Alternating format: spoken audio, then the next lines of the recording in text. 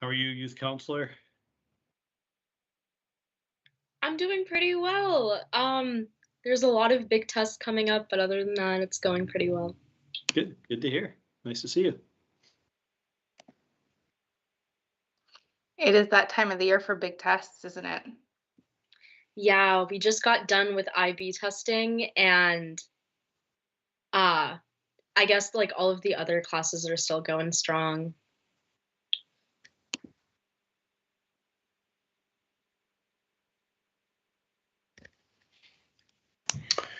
Mr. Nolup, are you on the technology tonight, or who is? Okay, thank you. Sorry, I couldn't see you in the sea of attendees, but now I gotcha. Thank you. No problem.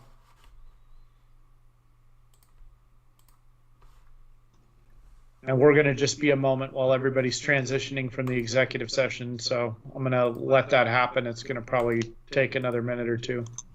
How are you, youth counselor? I'm doing pretty well. There's a lot of big tests coming up.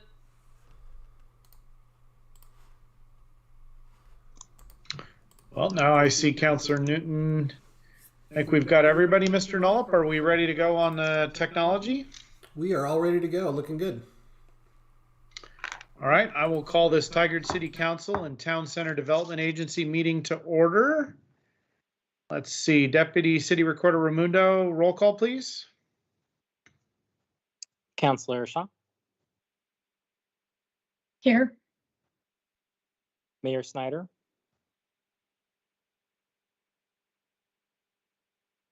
Mayor Snyder. He was having technology issues earlier, so it looks like maybe he's having that again. Okay. Let's see here. Youth Councillor Nog. Here. Councillor Goodhouse. Here. Councillor Newton. Here. Council President Lube. Here. Did you guys call my name while I was rebooting? Yes. Mayor Snyder, are you here? I'm here again. Thank you. That's the second reboot in 20 minutes. So Council President Lube, you might want to be ready because I don't know what's going on with the technology at this point. All right, roll call's completed. Correct. Roll call is completed. Okay. All right, I will ask everyone to join me in the Pledge of Allegiance, but on your own. Please mute yourselves, and Mr. Nolup, please put the flag up on the screen.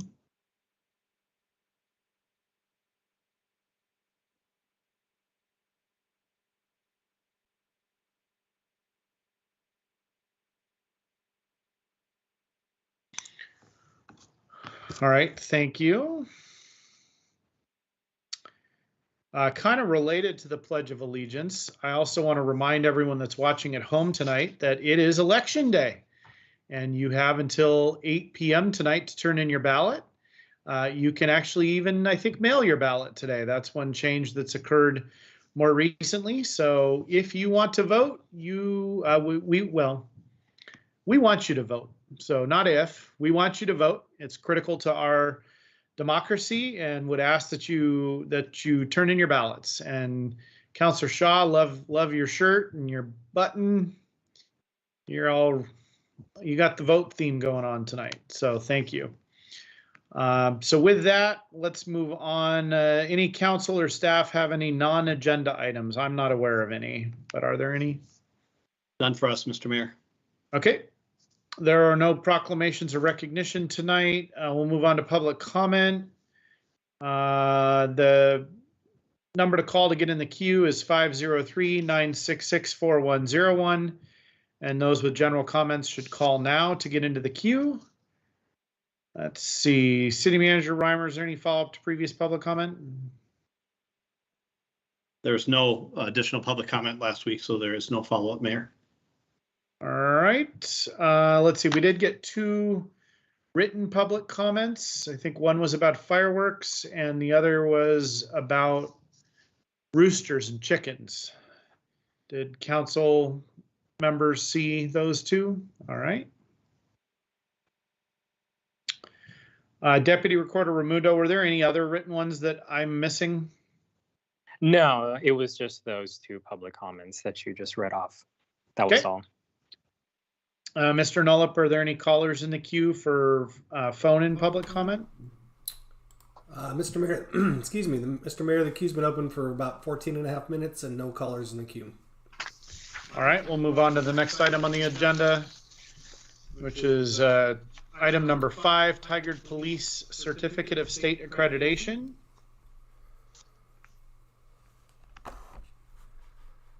Good evening. Hello, I'm Scott Hayes. Can you hear me okay? We can. Thank you for Okay. joining us. You're more than welcome. Good morning, good evening, Mr. Mayor, City Council, and members of the community.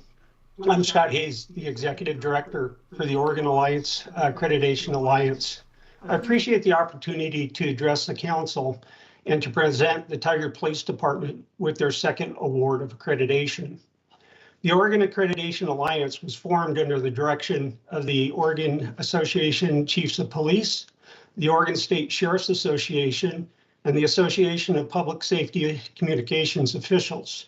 We provide communication services for 80 law enforcement and communication centers. The law enforcement is currently experiencing a change in society with increased demands for accountability and transparency. As in the past, our profession must meet these challenges and work within our communities to address their concerns. Accreditation is one step towards building community trust and legitimacy of our profession.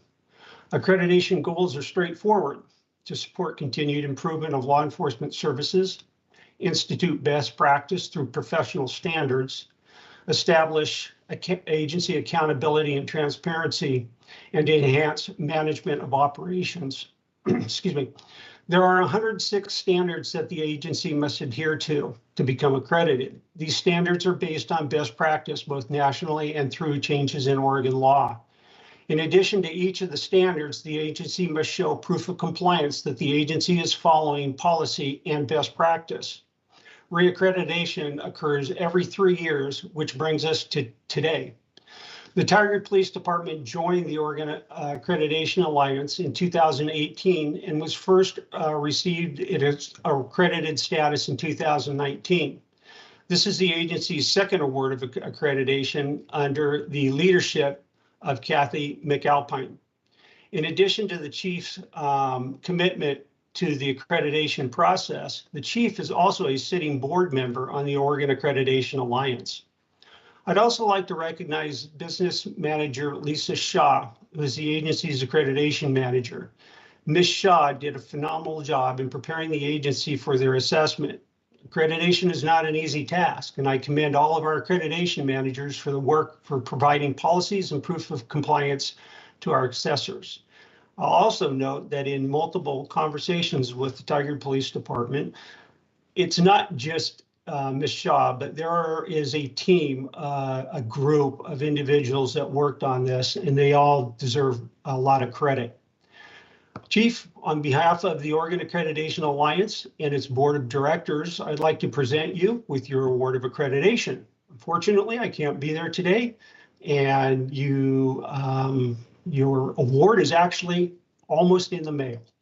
So, Mr. Mayor and City Council, if you have any questions, I'd be more than happy to answer them for you.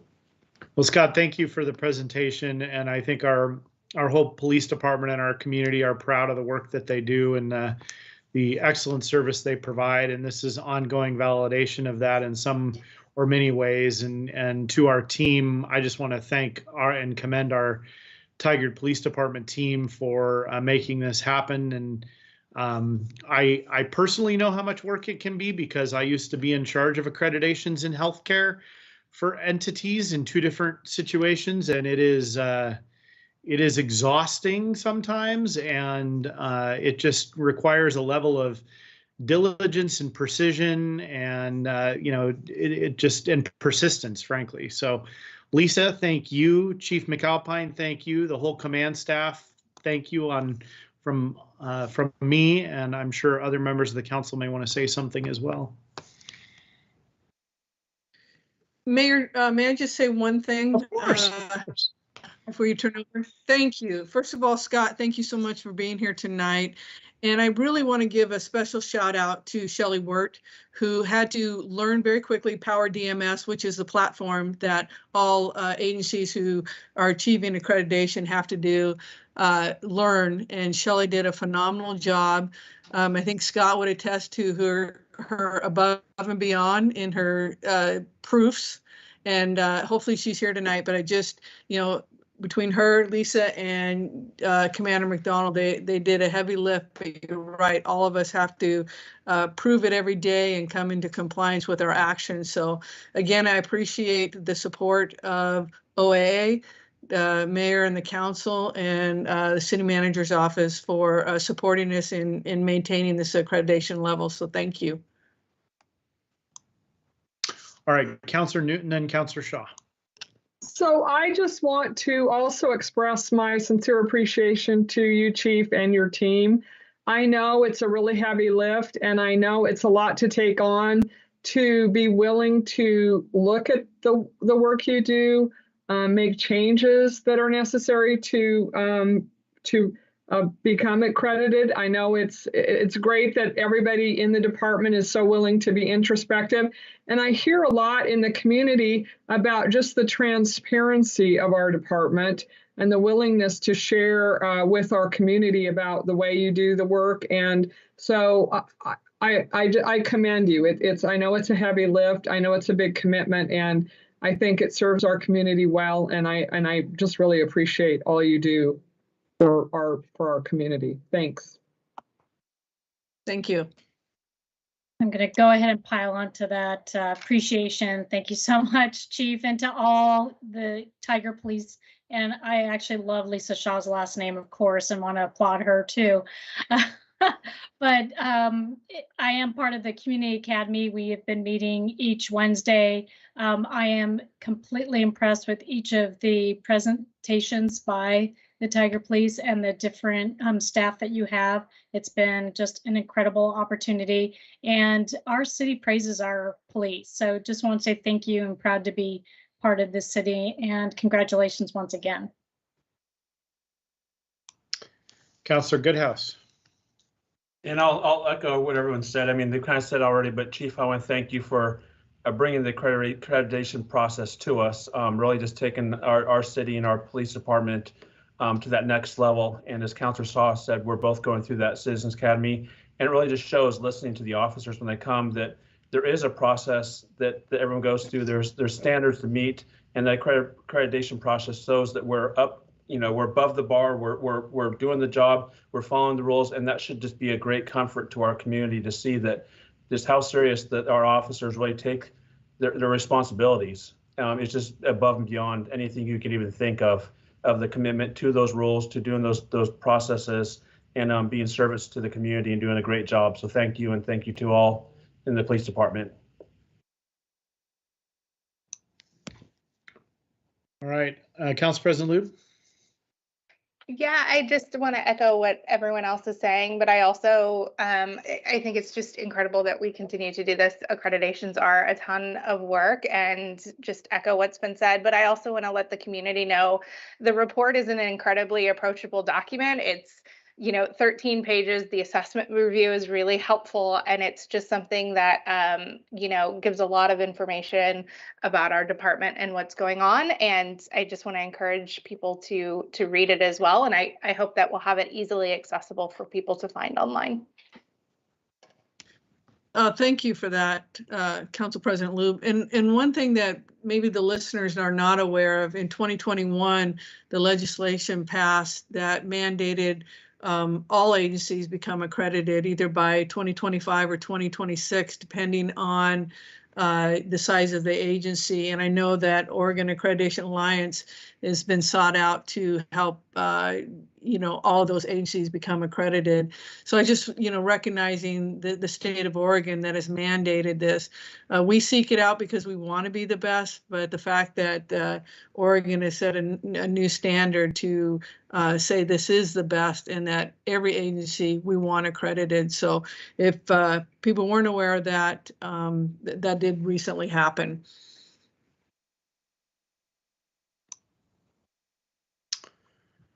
All right, Chief McAlpine or any members of your staff want to make any comments or thank Scott or anything further? Commander McDonald, anything you'd like to add? No, nothing really, Chief. I will say that the Oregon Accreditation Alliance is a very accommodating organization to work with, and it's a pleasure to work with Scott and his team as well. So, thank you, Scott. You're more than welcome. Thank you. Yeah, and again, I'll just thank my team that took the time to be here tonight to receive this award in a virtual world. Again, thank you, PD staff, for being here. Appreciate it. Thank you, Scott. Thank you, Mayor. Thank you. Scott, you. thanks again. You're more than welcome. All right, I'm going to move us on to our next item on the agenda, which is item number 6, a continuation of a quasi-judicial public hearing, Cedar Brook annexation. We are at the point now where we need to be, or where we will be deliberating on the evidence and making a tentative decision and directing staff to prepare findings for us to adopt at our May 24th meeting. We had asked for a variety of additional information from staff, and we have received those things. I guess I should check with the community development staff. You're not planning to present any of that, are you? We're going straight into deliberation. I guess I should confirm that. That's correct. I didn't have any presentation for tonight, Okay. Just the items that were requested from last time. Thank you. Appreciate that. And so there was written material provided both in response to questions, comparing other similar facilities on Hall Boulevard to the one that's proposed. And then there was also, I think, the final written argument from the applicant. And I trust that council's received those materials and reviewed them, along with reviewing all the records that we'd received. And sorry about the barking.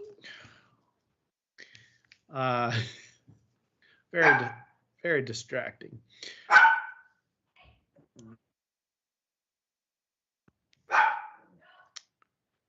All right. So, Councilor Goodhouse, why don't you start speaking so I can mute while the dog goes nuts? Perfect. It might be a point of process, but as a lot of the public are watching us deliberate or talk about this and go through this process, is there any way that community development can at least give a quick recap of those responses for those that may be watching and heard us ask the questions, but then they may want to know the answers as well? Oh, you're talking about response or the information provided about the comparison facility sizes, et cetera, and trip generation? Yes, yeah. I mean, if we're getting it, but just for transparency for, those watching or seeing, if we asked it and we got the information, unless it doesn't follow the process, I think it would be good just to do a. I don't think that, I think we can do that. I also think that was published and attached ultimately to the agenda, wasn't it? For today's meeting? It should have been. It has been posted online as well. Okay. Agnes, do you mind doing if you can do a quick off the cuff on that, or whoever, I think it was you who prepared that memo, wasn't it? Yeah. I can definitely run through it. So I looked at 4 facilities, kind of the more recent ones that have been approved in the city of Tigard. The first one is Bonaventure. And that one was, I think, probably one of the larger facilities. It had 152 units. It was a plan development that went before Planning Commission. The height of the facility ranges between 37 feet and 48 feet. They took a step down approach to on the outer edges towards the neighborhood. There were 120 parking spaces provided in the facility. I don't know if I mentioned this, was 152 units. and that included independent living units, which are essentially apartments, assisted living, and then memory care. I don't know if Jeremy wants to speak about the trips, but the weekday trips for this facility was 477. And then I did want to mention that at the time that this was constructed, this was under the group living category, and the parking requirement would have been 1 parking space per 2.5 beds. So in relation, if we were to apply that requirement to Cedarbrook, it would be approximately 78 spaces. And I believe Cedarbrook has 92. There were no sensitive lands on that site that would have been impacted. For Brookside 1, it's also on Hall. It's on the north side of 217, so towards kind of Washington Square. 42-bed memory care facility. It's 2 stories, approximately 32 feet in height. There wasn't a traffic study that was required for that one. And the facility provided 11 parking spaces, and again, no sensitive lands on the site. For for Brookside number 2, located just south of Brookside 1, it's also a memory care facility with 50 rooms, approximately 2 stories with underground parking. And the estimated trips for the facility was 130 weekday trips. And the development provided 26 parking spaces. No sensitive lands were on the site. And then the last one is Steadfast, located on Oak Street. It has 110 units, which includes 18 independent living, so essentially apartments, 67 units for assisted living, and 25 for memory care. This facility is 4 stories, approximately 45 feet in height. And the trip generation for the facility is 380 weekday trips. The facility did provide 87 parking spaces, and there was also a sensitive lands review for this site due to the parking being partially located in the special flood hazard area. And in order to comply with the approval criteria for development within the special flood hazard area, they had to show that there would be no rise in floodwaters. So they did provide that with an engineering certificate. So I think that sums it up, unless you have other questions for me. Agnes, on that, on the last one, the one on Oak Street, how far from Hall is that one? Oh, let me look really quick. Because that's pretty, I mean, that's generally in the same area of the city. I guess it was Brookside, but just to sort of make that connection for people. Yeah, let me just scroll over there for a second here.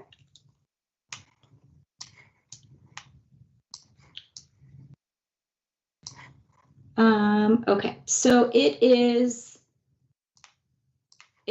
approximately, so there's Hall and then 87th and 90th, and it's right across, almost right across from 90th. So approximately 2 blocks. 2 blocks from Hall? Yeah. Okay. All right. I mean, I would put that in a generally similar area to this project. All right, Councillor Newton, go ahead.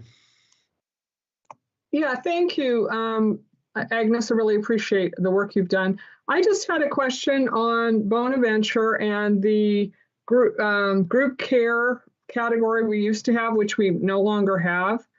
So we changed that. I mean, I'm looking at the final comments from the applicant, and they describe the assisted living memory care project as unique housing. Our definitions on housing are sort of general. Our table on housing types doesn't list group living. So I'm just wondering how that, could you remind me on that transition? because it feels like we're using apartment criteria, but it is a little different, and we used to have separate criteria. So if you could remind me how we made that change, I'd appreciate it. Thanks. Sure.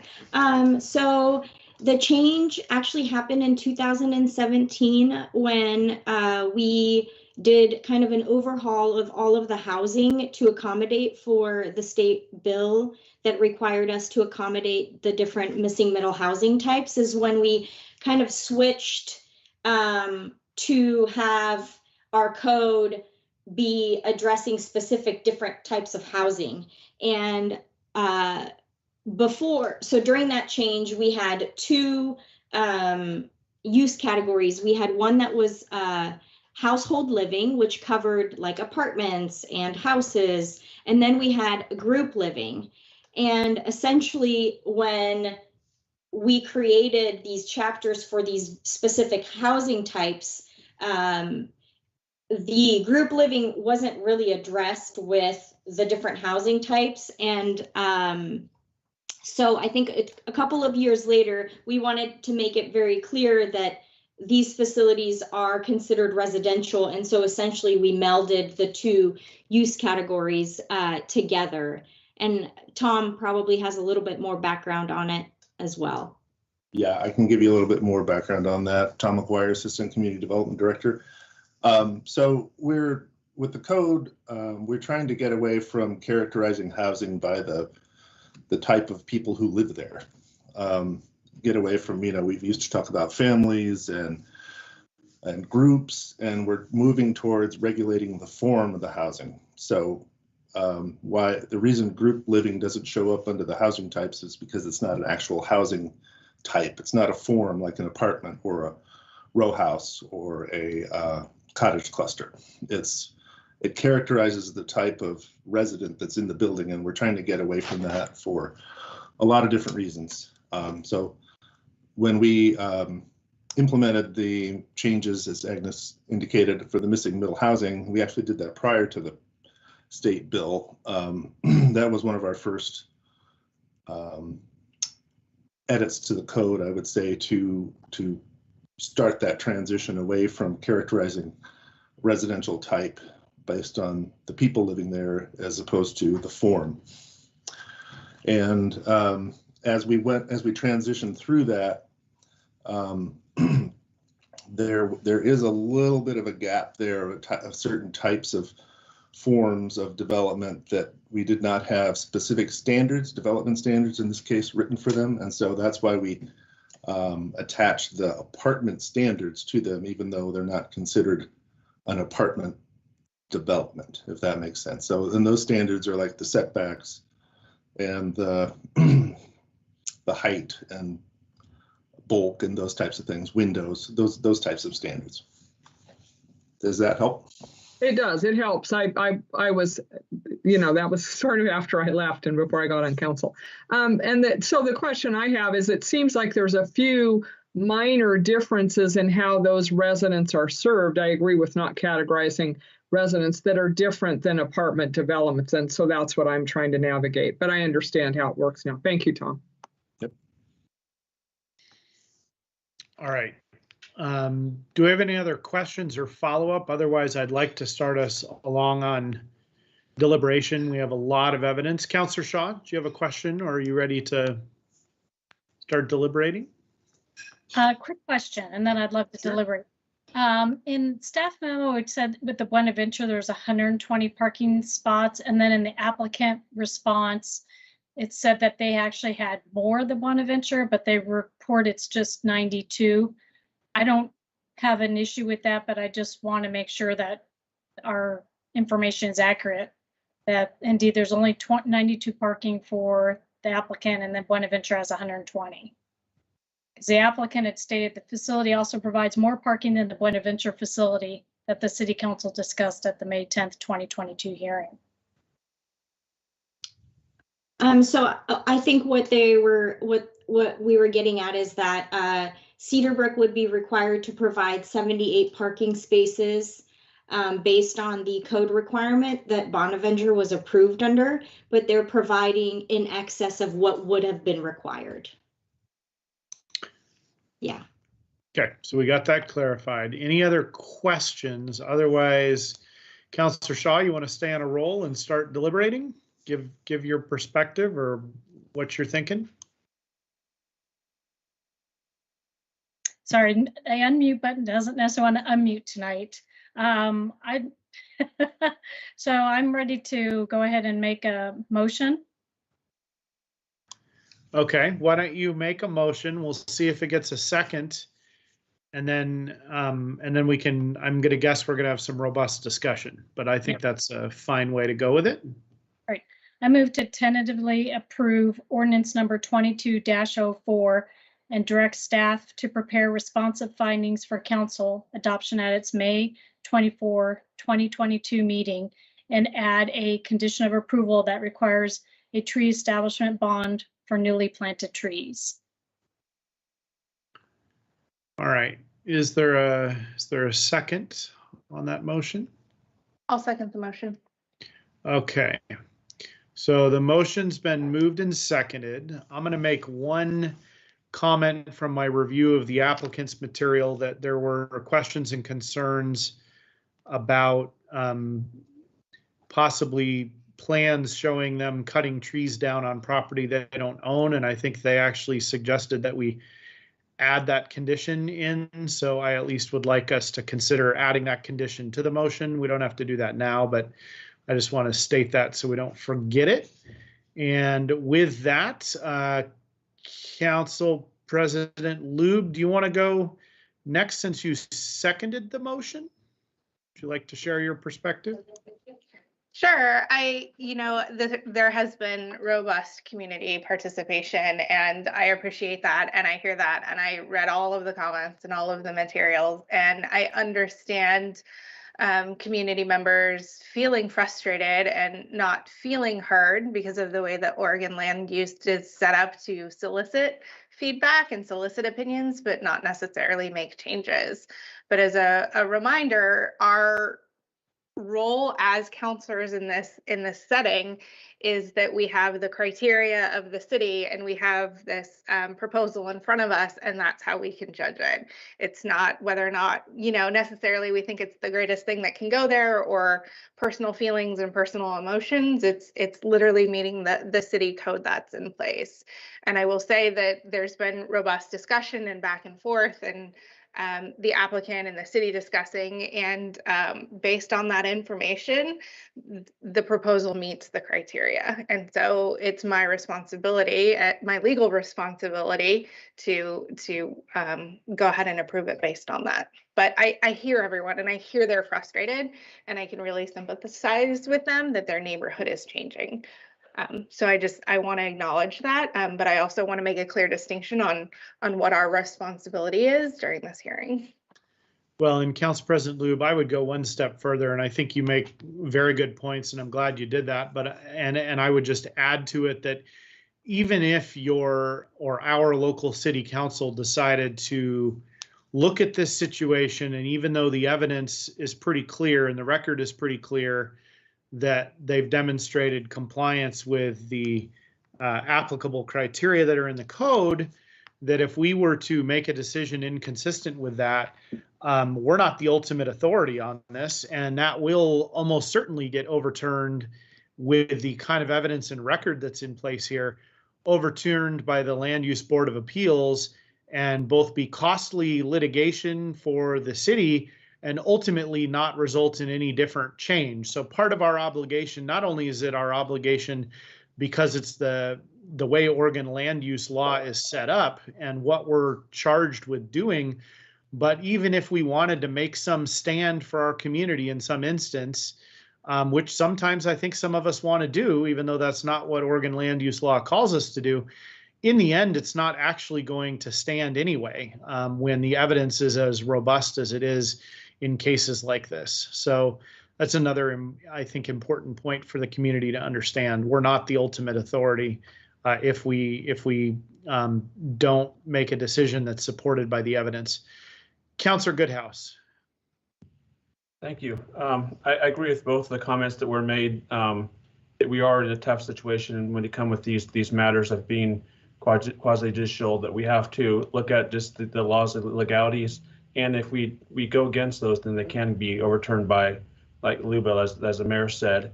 But I do want to say as well, as what's been said, is that we have heard, we listened to all the responses. The only thing I would say though is, every time we're looking at these different meetings and these agendas and these quasi-judicials, if there's processes that can be changed or fixed in the future, we'd love to hear feedback on that, and what we could do to improve those or feel like citizens are heard, because that's the biggest thing we want to do, is make sure everyone's heard. But the problem is that a lot of things we hear about, we can't necessarily do anything about it. So that makes it hard for us. But we do want to make sure that people are involved in what we can do to maybe get the process clearer out there. Because I think every time we go through this, it seems to be the same process where people call in and they have a bunch of details, but they aren't going towards what a legality would be for us to actually make a consideration on. We don't do it very often, but sometimes they come along, it's hard. So I just want to put that out there as well. Yeah, I'd encourage them to give that feedback to the state more than to us, because the process is driven by the state and not local jurisdictions. But yes, Councillor Goodhouse, anything further? No? Okay, Councillor Newton, shall we go to you? Okay, sure. Thank you, Mr. Mayor. I too want to express appreciation to everyone, all the stakeholders, neighbors who submitted comments on this proposal. I read all of them and took them to heart. I know that most of you, if not all of you, have never done this before. You don't know how to approach a development code and figure out how to address criteria in a way that's going to be able to make a case. And I read all the testimony with an eye towards what you're telling us about how you perceive this project will impact you. So that's what makes me dial down on things like landscaping, screening, access, parking, that kind of thing, because that's what you're talking to us about. We do have standards in the code that we have to follow, and as my colleagues have said, we're serving as judges here, and we do have to apply the standards.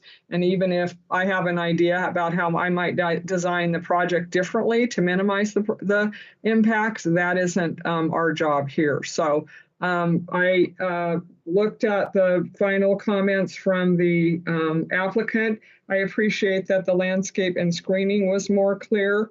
I'm still very confused about the loading and unloading on 92nd and that, but I felt like it was it was confusing. It felt like it was saying two different things, but I think it meets the code. And so again, that's what I'm looking for, is the dialing down to see how the project's going to impact the surrounding neighborhood and make sure that we're doing what we can to minimize those impacts if possible. But we also need to make sure that we're applying the appropriate standards. Thank you. Thank you, Councillor Newton. Is the applicant on the line tonight? Because Agnes, I want to make a comment that is not directly related to the criteria, but I think they need to hear from operations of their own facility standpoint. Yes, they're on the call. Okay. As a former operator of two different kinds of emergency vehicles, I would just share that as I thought through, I don't think there's anything in our code that specifies this, but when I think about the layout and the situation and the frequency of particularly medical calls that require both fire apparatus and ambulance response to facilities like this, I'm not sure that your layout as it's set up right now is going to allow emergency vehicles to be at your facility and still have flow of vehicles through your site. So maybe you have a plan and you figured that out. My look at the aerial stuff and everything, again, this is not a criteria. I'm not going to be judging it based on this, but I think from your own operational standpoint, you all should really think about that more and make sure that you know exactly where a large fire truck and an ambulance are going to park that's not on Hall Boulevard. That, again, I'm sure the egress can work. Like, that's not the question. I'm sure they can drive through the property, but where are they going to be when they're there for 45 minutes on a call? 3 times a week, and what's that going to do to the movement of vehicles through your property during that time? So that's just my side comment from the paramedic, used to be a police officer guy. Councillor Newton, do you have more to share? Well, I just wanted to say you took the words right out of my mouth. That's what I was struggling with when I looked at exactly what you said. How are emergency vehicles going to function and serve that site? And so I was concerned about that as well. But as you said, that's not a criteria we're looking at. So, but I do have concerns about that. Yeah, I mean, I'm sure it meets the requirements. TVF&R's looked at the turning radiuses and all that. It's more like, how do you keep operating your facility with vehicles while the emergency vehicles are there? So if that's not been considered, I would seriously consider the applicant figure that out and design it right so that doesn't become Achilles heel for them. Okay, so I had also indicated that there was one approval criteria that the applicant had suggested we potentially impose. Does anyone want to touch that before we act on this? On the motion that's on the table, is anyone have an interest in amending the motion?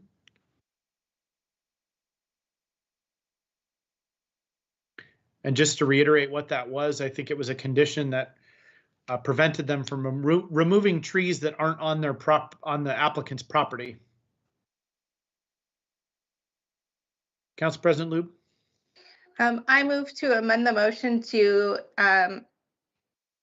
add a condition of approval that no tree shall be removed unless it's on the applicant's property. All right. Councillor Shaw, do you accept that amendment to your original motion? I do, Mayor. Okay. Parliamentary wise, I'll just get a second for Council President Lube's motion. I don't know that we actually need one, but I don't want to I'll second. Misstep here. Okay, Councillor Shaw's seconded that. So I think we act on that amendment first and then act on the full motion. So I guess I'll verify. City Attorney Rahala, are we following procedure here and still in line if we act on the addition first and then the original motion? That is correct. The amendment would go first and then okay. Amended item after that. And just to clarify, it already is prohibited to remove trees on somebody else's property. That's called trespass. So this would just be an extra condition, wouldn't actually change the legal implications. Yeah, I agree. If the applicant hadn't proposed it, I don't think we'd be including it, but they proposed it as a way to address the concern. So I don't mind. We can oblige. Okay, so with that said, Deputy City Recorder, I think you're going to call a roll call vote on the amendment. Councillor Shaw, Yes. Mayor Snyder, Yes. Councillor Goodhouse, Yes. Councillor Newton, Yes. and Council President Lube. Yes. Okay, the amendment passes. Let's move to a vote on the original motion unless there's any further discussion. I don't think there is, but now is your last moment. All right, Deputy City Recorder, a roll call vote on the original motion. Councillor Shaw, Yes. Mayor Snyder, Yes. Councillor Goodhouse, Yes. Councillor Newton, Yes. and Council President Lube. Yes. All right, the motion to tentatively approve ordinance number 22-04 is approved unanimously, and staff, you're going to be coming back for final adoption on May 24th, 2022, correct? Yes, thank you very much. All right, Councillor Shaw, I see your hand is up. Sorry if I missed it while I was reading. You did not, Mayor. I just want to mention that I had received a few correspondence with regards to the time the applicant had as opposed to the time that those who provided public comment, and perhaps a request on behalf of those individuals that we could standardize the time.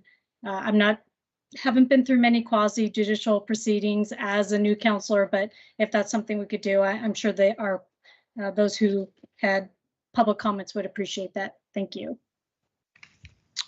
Thank you for the feedback, and certainly that can be looked at, I think, in totality of time. I guess I'd be curious to find out actually how maybe we can do it. Yeah, maybe we can do a review of that later and see what the total time was. City Attorney Rahala, did you want to share on that? Yes, I did just want to clarify that one of the reasons why the applicant does get a little bit longer is because the applicant has the burden of proof. And so in a land use case, it's the applicant's burden of proof to prove the criteria.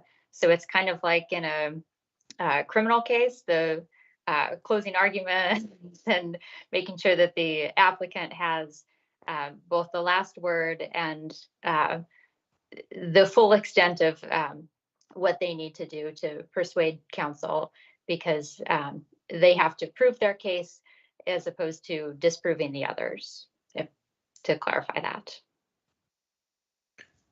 Okay, thank you. All right, City Attorney Rahala, from your perspective, we've completed our action on this item, right, for next week? That is correct, yes, and okay. Staff will come back with revised findings for final adoption. All right, we're going to move on to item number 7 on the agenda, which is an introduction to the Tigard Home Housing Opportunity Mobility and Ease Project, and Associate Planner Pollard. Hello, good evening. Let me work on sharing my screen.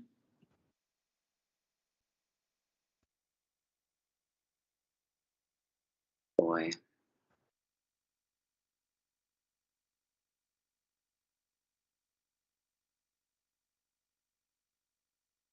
Oh, goodness. Sorry, give me just a second. Okay, can everybody see my screen? It should be in like a presentation. Yes, level. we can.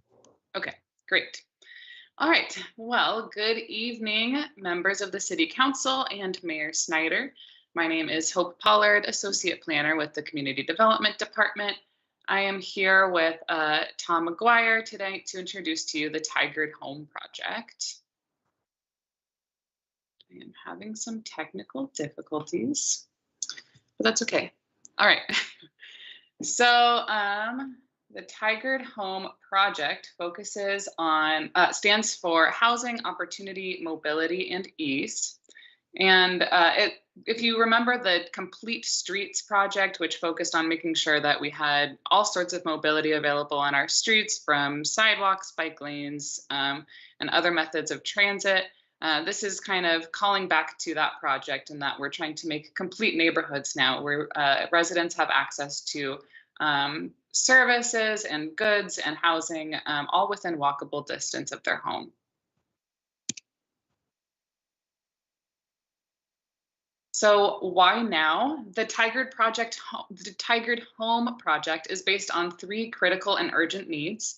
The first of which is depicted here by our zoning map, where I want us to focus on what we informally call the sea of yellow. And I don't know if you can see my cursor, but it should be pretty apparent whether you can see my cursor or not, what the sea of yellow is. The yellow on this map represents land in the city that is zoned strictly for residential use. So for residents living deep in the sea of yellow, at this point, like somewhere in here or in here, if you can see my cursor, it's physically impossible to reach any non-residential use without getting in a car. So over the years, through surveys for various projects like Tigard Made, we have heard a strong demand from residents for services closer to home. Small services like walk-up coffee shops that can be reached without getting in a car. We've heard this demand from residents, and we also recognize the importance of approaching all projects with a climate-first mentality. So most emissions at a local scale are generated by energy consumption and transportation. And we recognize that a comprehensive emissions reduction strategy requires shorter travel distances to become a reality. This means we need to rework our land use code to allow for flourishing, self-contained communities where various housing, economic, and entertainment options are all reachable without getting in a car. Recent projects like Tigard Triangle and the Washington Square updates have done this on a dense scale, allowing for high densities of both residential and economic and entertainment opportunities. That's not the scale we envision for these residential communities. This is not the sea of yellow. The character here is different from the Triangle and Washington Square. So Home does envision, though, bringing services closer to these residences in a way that's compatible with the lower density we typically see there.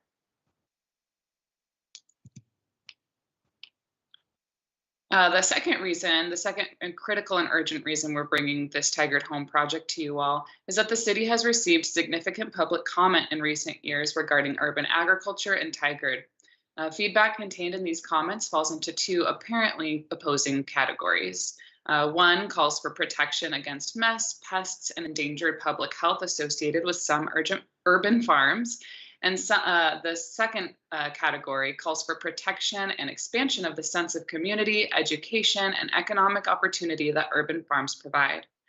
While these comments appear on the surface to demonstrate conflicting desires for our local neighborhoods, a common goal can be deduced from both of them, which is that residents really want a clean, safe neighborhood built on a sense of community and opportunity. And finally, the third need, as the metro region continues to face a housing crisis, Tigard has been incorporating improvements to our housing regulations with each new project, and we've undertaken significant standalone housing projects over the past few years. Tigard Home will seek to ensure that the development code is accessible and amenable to a wide range of housing types and affordability levels, really working to make sure that our development code is coordinated and any last holes are plugged so that we really have a comprehensive strategy.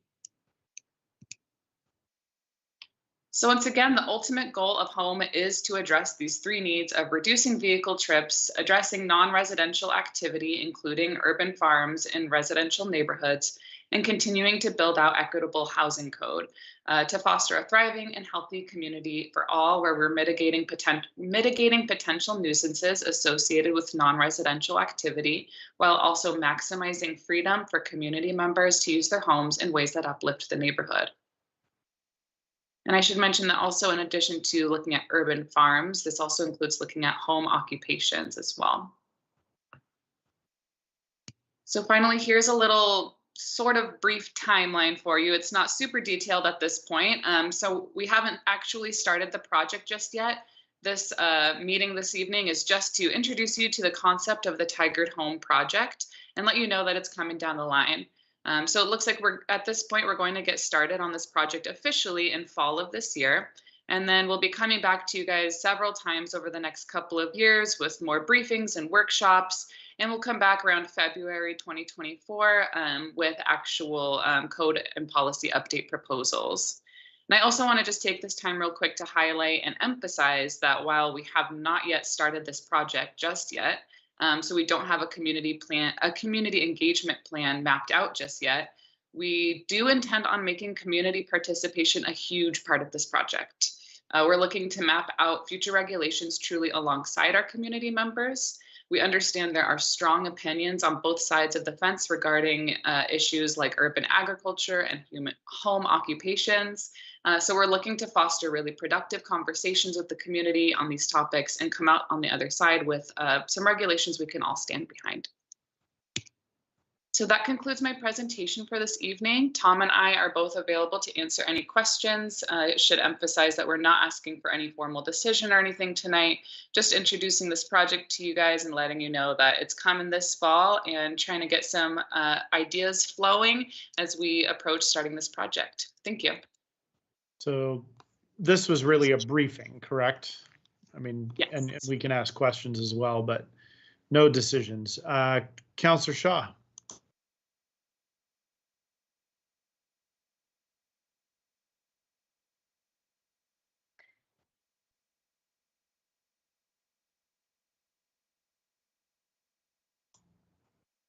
Okay, I think we now non-muted. Thank you very much for the presentation. I don't actually have any comments because there's very little to go by, so I really do hope there's more opportunity for additional information with regards to the 3 strategic plan objectives and that we have more information in the future. Thank you. All right, other council questions or comments?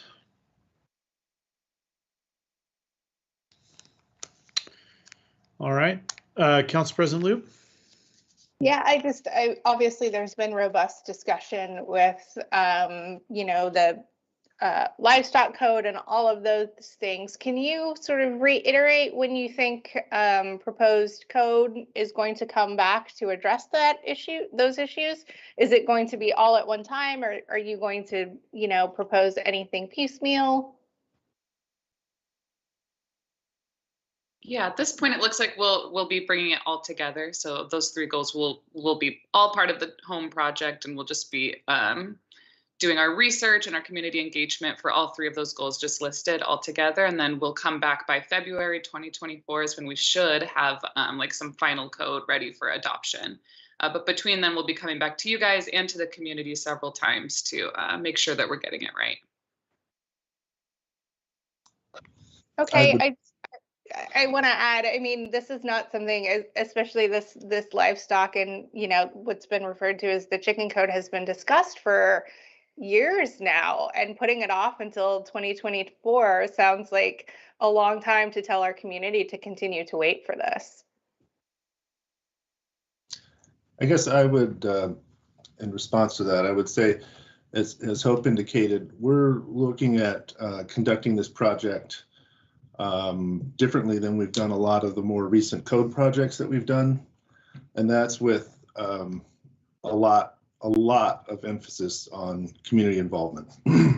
As you know, just on that one issue, we have seemingly very polarized opinions on that. So this is a project where the types of changes we're talking about, the types of things that we're looking at, this is very close to where people live, and so people really pay attention to this, and we want as many people as possible to be involved all the way through. So while we might not get to actual regulations and code changing for some time, there's going to be a lot of discussion, and I think this particular topic and the issues related to it need that discussion. It needs that time to talk through where we want to go as a community with these issues. So, and I think all of the elements of this project need to move forward together. So I understand what you're saying, that there's certainly an urgency on that one particular issue, but I would prefer not to say peel that off and try to handle that on its own out of the context of everything else that we're doing. I understand and I appreciate that, and I certainly think robust, you know, community participation, and it's a big discussion on where we want to go. I want to echo the community that's been asking for this for a while now, and for our community members who could be living in unpleasant situations, or we heard about somebody who has a rooster next to them because we allow roosters in the city code. This isn't something that's, you know, foreign to them. This is something that they're living with every day. So I want to acknowledge that and express the amount of urgency that I think this particular issue needs to have. And Tom, I will just add to that and remind the city staff team that this has been a high priority project on a flexible timeline since probably 2016, and we're now talking about 2024. That's 8 years. That just seems, I mean, I'm already frustrated with where it's at now, and this is just much further beyond that. So I don't know if the staff team can consider how to handle that, but I don't think our community finds that timeline acceptable, because it's not about between now and February of 2024. This all started in 2016. So you don't have to respond to that necessarily right now. That's not my purpose of my comment, but I think the staff team and the leadership team need to think long and hard about that. Councillor Newton, were you first, or was Councillor Shaw first? Councillor Newton. Okay, go ahead.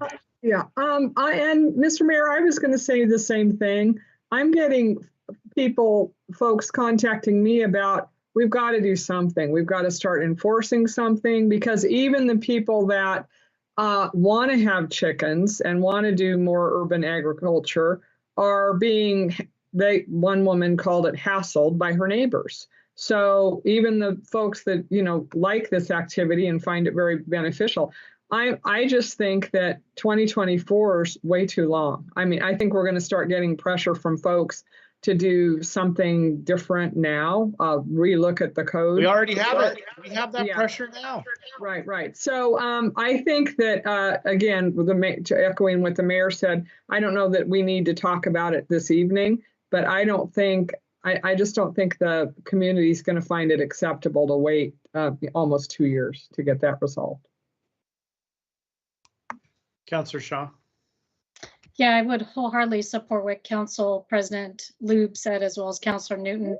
I'm getting the same correspondence, and it's been some time, even before I was on council, with folks saying it needs to be addressed. So I certainly would not want to tie this to the home project. And again, don't want to deliberate that tonight, but it should not wait. Thank you. Councillor Goodhouse. Since we're all jumping on the chicken code, I agree that it needs to be addressed. I also understand what staff's saying from talking to just community members that have brought it up on both sides. That also I understand it's not going to be a quick, easy fix. So I understand where we need to take time and make sure we do it thoroughly and right and cover both sides for those who do want chickens, or people that may have problems with it. I do agree that 2 years plus is too long of a time frame, but we also want to make sure that we do get enough public input, consider all angles, and make sure that we get it right rather than passing something and then having to go fix it again. So a revised timeline would be great, and outreach and talking and taking a look at other communities as well. So I kind of propose a hybrid of, let's get it on the separate agenda, but also let's give it the proper time to get it done right. I don't think anyone's proposing it be done faster than is appropriate. But again, this conversation started in 2016 and it's 2022 now, and we haven't even started the work. I think it even started before that. I remember back in, I think 2010, there was conversations of it at council. So I was trying to be generous, but sure. Yeah, I remember going to a council meeting back in 2010, and there was a lot of people testifying and talking about chicken code. So if you go by that, we're looking at 12 years plus. All right, Tom and Hope, you've gotten feedback you didn't ask for. Hope you can do something useful with it. And appreciate it. Hopefully we'll hear back with an alternative, at least on that one point. I think everybody's comments were pretty consistent and on the same point. So, okay, anything further? Nope. Okay. Thank you. Thank you. We'll move on to the item number 8, which is we're going to be convening as the Town Center Development Agency for the next item. This is the Town Center Advisory Commission's Equitable Business Subcommittee and Mr. Fairley. And you've got the committee with you? 2 members of the committee, Director Snyder. Good evening, Director Snyder and the directors of the TCDA board. My name is Sean Farley, Redevelopment Project Manager. And I'm pleased to introduce 2 members of the TCAC Equitable Business Work Group. It'll be Adrian Hinckley and Carolyn Hike. And they're 2 members of the group. TCAC presented their draft goals to the board in February. And one of those goals was centered around equitable business in the downtown. And another one of their goals was to form work groups to bring these goals to reality. So that is what they have done. And they're going to talk to you tonight about some of their upcoming plans that's centered around attracting new business to downtown. Would you like me to bring the PowerPoint up? Yes, please. Adrian, you going to start? Yes. Well, thank you. Thank you, everyone, for having us. And I just want to say that this is a briefing, and we're really looking for tonight information and also your questions. Looking forward to your questions. But we're talking about the downtown eating and drinking establishments, and what we're going to propose, Carolyn will go over, is some ideas on moving forward with that. And so we can move on to the next slide there, Sean, please. So we feel that downtown Tigard lacks a more vibrant and walkable eating and drinking scene that brings citizens downtown on a regular, frequent basis. And we've looked at some problems that exist, and there's no strategy for the kind of businesses that should coexist to amplify the draw to downtown Tigard. There are some grants and incentives for TIF districts that are available, some more generous for food and drinking and active retail spaces, but historically, there isn't a recruiting strategy in place. And so the last piece is that property owners often engage tenants based on their own needs, not the needs of the general downtown and community itself. So Carolyn's going to take over the rest of the slides. Thank you. Yep, thanks, Sean. If you can go on to the next slide. Hello, everyone. My name is Carolyn Heinck, and I didn't get to meet you when the work groups or this equitable development and work group was first formed. And just a little bit about my background. I'm retired from a 30-year career in high technology doing user experience design and user research. So I'm applying that long experience I've had in doing research to this activity that we're here tonight to talk to you about. And so what Adrian was just talking about was the problem space. And what we're proposing to do is there's two parts to our solution. The first is to identify the desires that our residents have and our downtown business owners. And we want to hear from them what they would like to see downtown, what's important to them. And then the second piece is we're going to take some action based on that, where we're going to go ahead and take the list of businesses that we gather from the research, and we're going to begin actively recruiting those businesses and either asking them to consider expanding and or possibly relocating their business to downtown Tigard.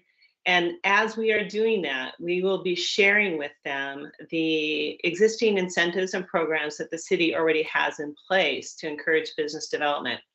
So Sean, if you can go on to the next slide.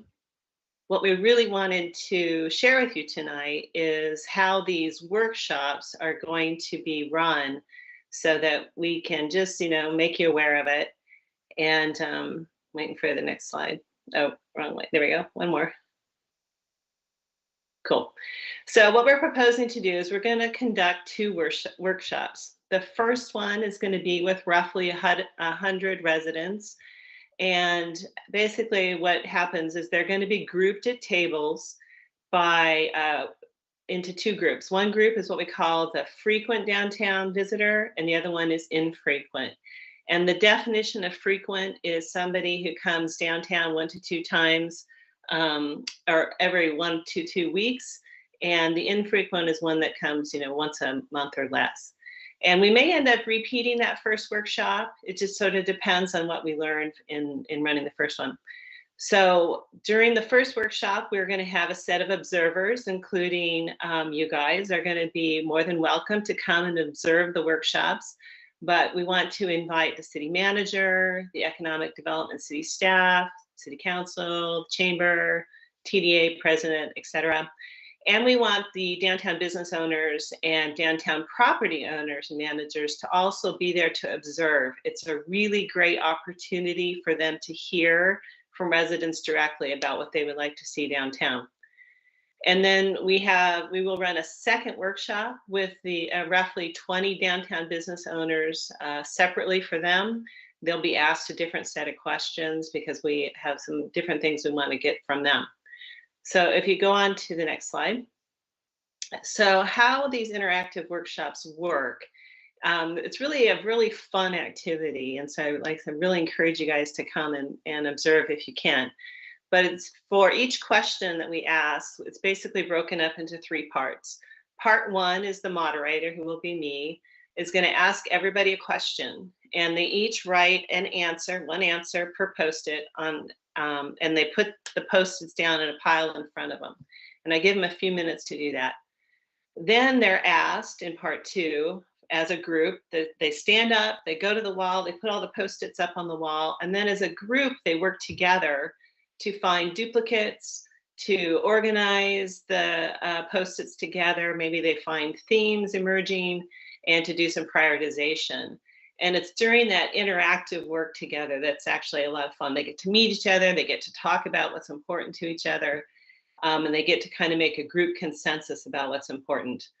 And then we'll have each group identify a person in the group to be the presenter, and I will ask then each presenter to sort of quickly do a readout of what their group came up with to the other groups. So again, it's an opportunity for them to share, to hear from each other, and to learn from each other.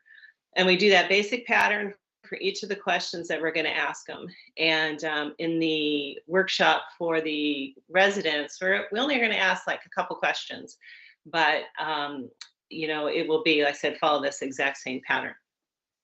So if you can go on to the next slide. So why is a workshop like this valuable? There's actually 3 groups that benefit from doing something like this. The first is the participants themselves, which means our residents will get to express their ideas. They'll get to meet other residents. They get to hear from others. And so they're always fun, and you always learn so much stuff. Additionally, for the observers, they get to hear participants express their thoughts and their feelings behind things. And there's nothing like hearing, as you guys know, from residents directly, how passionate they are about things. Additionally, they can interact with the participants. I will, you know, during certain times, allow them to, you know, go around and talk to people. I just don't want them to derail them from the activity we're trying to do. And then the sponsors, you know, it's a great way for us to get, like I said, a group consensus. We never know what we're going to learn. I'm always fascinated by this. It also shows that we care because we've bothered to take the time to bring people together and hear their voice. And it also gives us specific information that we need to take actions. And like I was saying before, that we imagine being able to exit these workshops with an actual list of businesses that meet the criteria the groups have defined, so that we are going after and putting our effort in recruiting businesses that our residents want to see downtown. So if you can go on to the next slide. Just sort of in general, so you get a sense of what are the types of things we need to conduct the workshop, and do we need any help? We really don't need that much help. We have some locations identified that we're in the process right now of trying to pick one and secure one.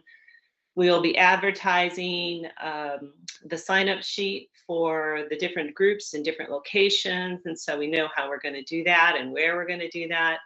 We have the technology for the sign-up sheet. We're going to, we have, you know, a budget together for supplies and food and water and snacks.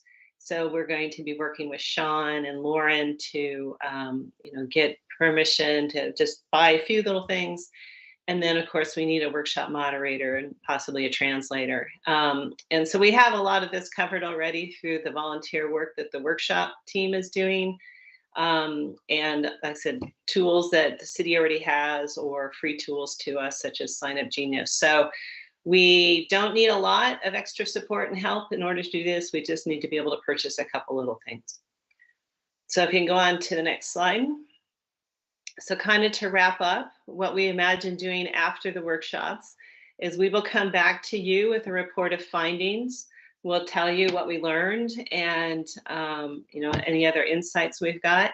And then we are also imagining repeating these workshops for the Tigard Triangle, because we want to prevent the problem that we see in downtown Tigard, which is slightly, they said, collection of businesses that don't necessarily amplify each other with respect to creating a draw to come downtown to, have a place to go for date night, for example. So once we execute this, we imagine trying to do it as well for the Tiger Triangle.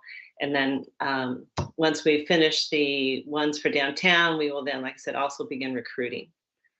So at this point, I want to open it up to questions.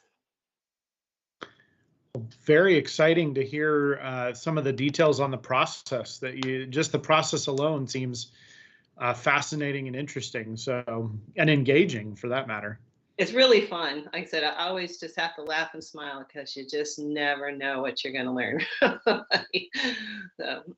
All right, comments or questions? Councillor Shaw, then Council President Lube.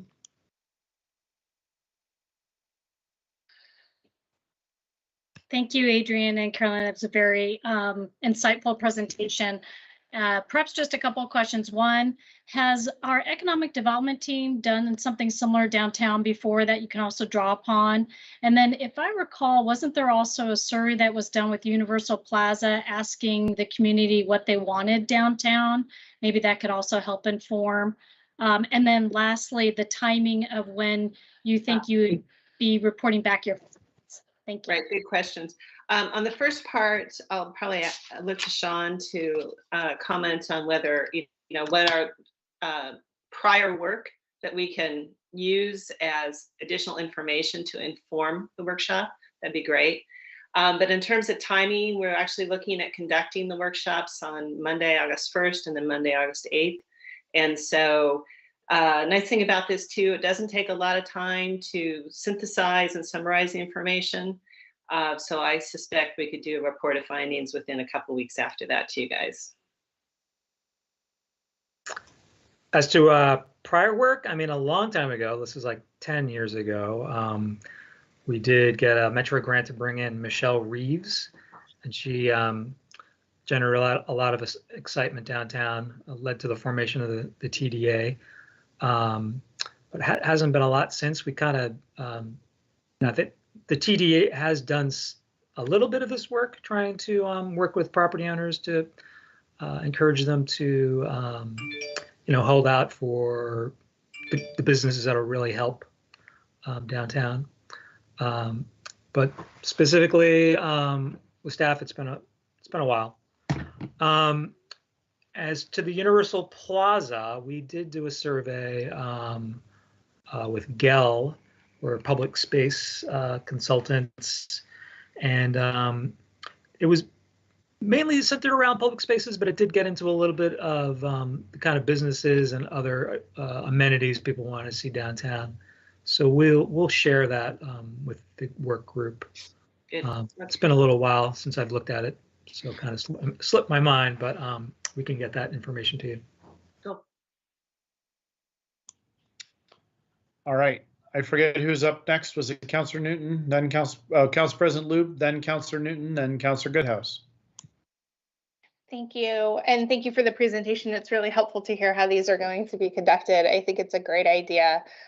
This is something that we've talked about several times, including on the council level, especially with Economic Development Manager Purdy, about we can say we want all of these things in downtown until we're blue in the face, right?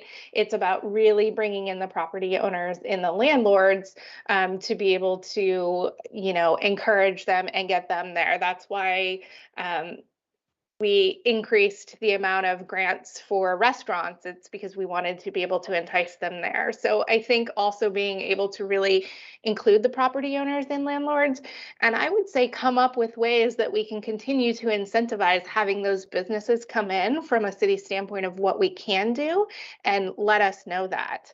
Anything that we can do to bring those types of businesses in, maybe a little out of the box thinking, anything would be greatly appreciated. And thank you for doing this and bringing it forward. Yeah, no problem. That's why we thought it would be so important to have the property owners there as observers in both the workshops for the residents and the one with the business owners. So totally agree with you on that. All right, Councillor Newton. Yeah, I think this is a great approach. I would echo what Council President Lube just said, but I think what's good about it is you're going to the community with a problem statement. And we've heard this, you know, historically, that vibrant, walkable eating and drinking scene is what will energize a downtown. We've heard that a lot. And so we go to the community and say, okay, this is what we want to focus on. We're not asking you to tell us about your dreams for downtown. We really want to focus on this. And to have property owners be able to hear what the community wants might give them more confidence that, hey, maybe that's the direction I should go. So I just really appreciate the approach, taking it all the way through, if you know what I mean. And then if we can go to specific restaurants or, you know, places that we might want to encourage to relocate with some of the incentives, I think that whole package idea is what I like about it. And I have done similar activities on other projects, and it's really great to that energy, you know, where people can kind of build off of each other. So I think it's a good approach. I'm hoping that it will generate some really specific ideas, and, you know, we can have something to work with. So, and I appreciate that you're doing it fairly quickly. Thanks. Yeah, thanks. All right, Councilor Goodhouse. Yes, I'm with this TCAC. I'm the liaison for this committee, and it's been great to hear the progress and energy that everyone's putting to do this. I'm going out and walking Main Street to see which spaces are open, kind of get a hands-on view, and then reaching out to the community. This is something that for years and years, the community, the business owners, everyone's been saying how they want a place they can go. They, like you've said, they want a place they can go eat and drink, or have a date night, or entertain clients, or do something. People are you know, they're proud to live in Tigard, but they want to also you know, have fun and go out and everything in their city as well. And in Main Street, even though a lot of us know about Main Street, there's still so many people that they kind of see, oh, it's that place off 99W. Well, what's down there? Right. And so we need to get more of that and do this sooner. Being down there and having a business down there, some of these open spots are starting to fill up with, you know, it's great to have businesses coming in, but they're not necessarily, you know, the businesses that are going to draw walking and a lot of people down there. So this is really important. While we have, I think the study was, I think we have 9 open storefronts on Main Street, just on Main Street alone, not any of the side roads. So to really take advantage and get some of those things in there, see what people want, and then start taking some of that urban renewal money and really incentivize people to come in there and get those ones we want to. The thing I hear is that so many other communities are doing that.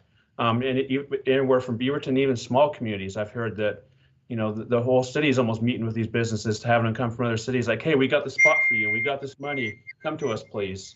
Right. And that we really going on that, get those to come to us. So thank you for all the hard work, and I'm excited to be part of it and see what you guys do with it. Yeah, great, thanks. Yeah, it'll be fun. Youth Councilor Nog, I am so glad to see your hand up. I was actually going to call on you specifically, so now I don't have. I mean, well, I am anyway, but what I was gonna ask for your input on this. So go for it. So one of the things that I really would like to point out is that we already have so many great businesses already in Tigard, and I think one of the ways is that we need to bring those businesses out. Personally, I oftentimes go out of my way to go to other like cities if I see something cool online, and I know that Tigard has a TikTok. So if we get more youth engagement and have people actually like going around and like filming stores in downtown, that could, I mean, it could blow up locally and more people would want to go, because if you market it the correct way, there's a lot of like interesting spots. Like there's a really nice plant shop that I love to go to, and it's oftentimes like really targeted towards youth. And when we focus on what new types of businesses we would want, it's also important to think about not only like focus towards adults, but also kids, because we definitely need a place to go and like get coffee or something. That's one of the reasons why Primo Espresso is such a great store, is because it's really closely located to Tigard High. And before the hours shifted, it was such a good place to go after school. And I think more people are looking for places like that with hours that are flexible. Well, you're making me think that we could almost maybe do our second workshop could be, youth oriented or mix them in. I want to kind of think about that a little bit about which way to go, but good points. I think that's super smart for so many reasons, not only the youth voice now, but you got to remember the youth now are going to be the leaders and the primary consumers in 5 to 10 years. So it's really important. Yeah, good point. Okay, let me ponder it. Yeah, great. And guest counselor Nag, if you can think of a hashtag or a tagline that as a community we can all gather around and use, as that's our motto, right? Our hashtag. And as we post, we just kind of synergize. And that's the last thing I wanted to, I appreciate your comment, because we can't overlook the piece of synergy here, and the observers being property managers, being you guys, city council, to come and participate. The other thing we want to do is we have so many different groups, city staff, we have the TDA. They are all welcome to be part of this and create this synergy that we need so that we're moving forward towards this goal together, and with this this one hashtag that Councillor Neg's going to help us come up with. So Tigard fun. That's my vote. Yeah. Youth Councillor Nog, anything further? I don't have anything at the moment, but if I do think of something, I'll let you know.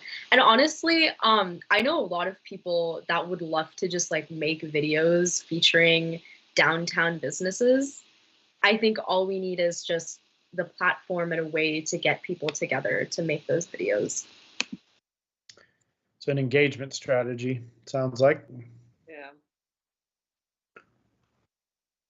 Good idea. Well, very exciting to hear what's going on, and I think the youth element of this adds a whole nother perspective. So maybe just the piece that's missing from the secret sauce, so to speak. If All I right. could just, go ahead. Sorry, if I could just add one other thing. I believe it was Councillor Shaw that mentioned KPIs in the past, and I don't want to overlook that. We are very aware of your comment for KPIs, and we are looking at, part of the KPIs is how many businesses are we going to bring, and how do we recruit? What's the list look like? How do we, so I just want to let you know, Councillor Shaw, we took that to heart. So. Excellent. Thank you very much. I'm sure Councillor Shaw appreciates that. I do very much. Thank you. All right. And just to translate for the community who may not, since that didn't get defined in this conversation, that would be key performance indicators, correct? Yeah. All right. Okay.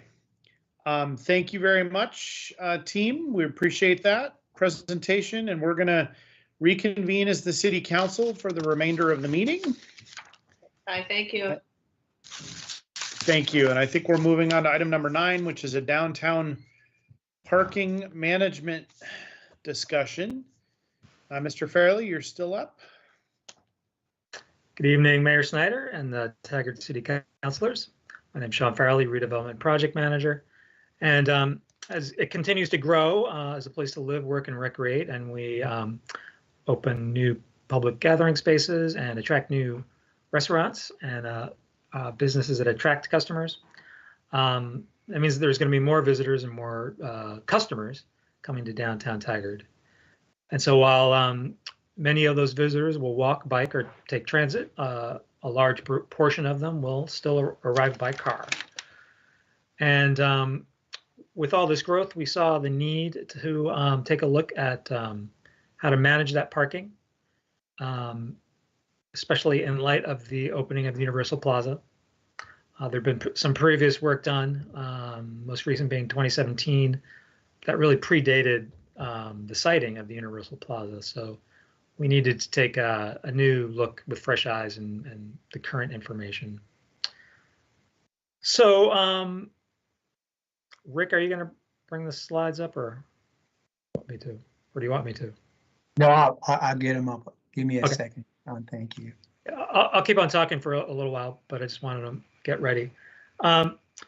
So we formed a downtown parking steering committee, and we included representatives from downtown businesses, and we have, I believe, one of them is on the phone tonight. Don't see him here yet, but he will be showing up. Jake Flug from Symposium. And we worked with other Tigard teammates from police department, public works, city management, and community development. And the goal of this committee is to finalize a strategy and develop a multi-year parking management plan. We would like to develop that by the end of the year, before the opening of the Universal Plaza. Tonight we have an update. We've made some progress. But we don't have a final strategy for you tonight. We hope to come back. We will come back by the end of the year with some final recommendations and potential Tigard Municipal Code amendments. So where we are in the process, we've had 4 steering committee meetings starting in January, last one being in April. And we're presenting some preliminary recommendations, kind of the general direction of where the committee is at. We're going to be doing more meetings over the summer, work out some of the details, and then bring you some final recommendations and likely TMC amendments. So Rick Williams Consulting is one of the most well-known parking consultants in the country, I'd say, and they've been assisting us. And he's going to take you through the next few slides and talk about some data that was gathered few months ago. Rick, do you want to take it away? Yeah, thanks, Sean.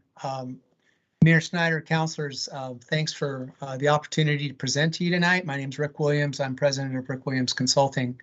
We're a local parking and transportation demand management firm located here in Portland, and we've been in business since 1995.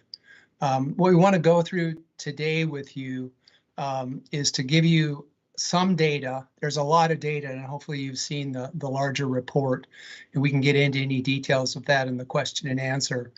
Talk to you about the supply of parking itself, what's physically on the ground, some of the findings that we've derived in 2021 when we did an updated data collection effort, and compared that to 2015 when this is the last time that data was collected. Sean will come back in for one slide to tell you a little bit more in detail about that stakeholder steering committee process. And then we'll jump into some parking management recommendations, strategies, considerations from our point of view, the point of view of the consultant, because there's still a lot of discussion to go forward. But we'll give you a sense of what we saw in the data and what we think Tigard should be planning for and anticipating, particularly with some of the new growth and development and the urban plaza that's occurring in Tigard and will likely continue. This map to the left gives you a sense of the study area.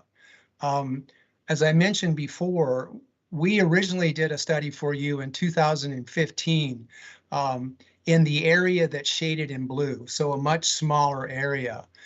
In that area, there were 126 on-street stalls that we looked at. It was mostly just the core downtown. And then we looked at 38 off-site parking lots for a total of 877 stalls. So overall, our study in 2015 looked at about 1,000 stalls total.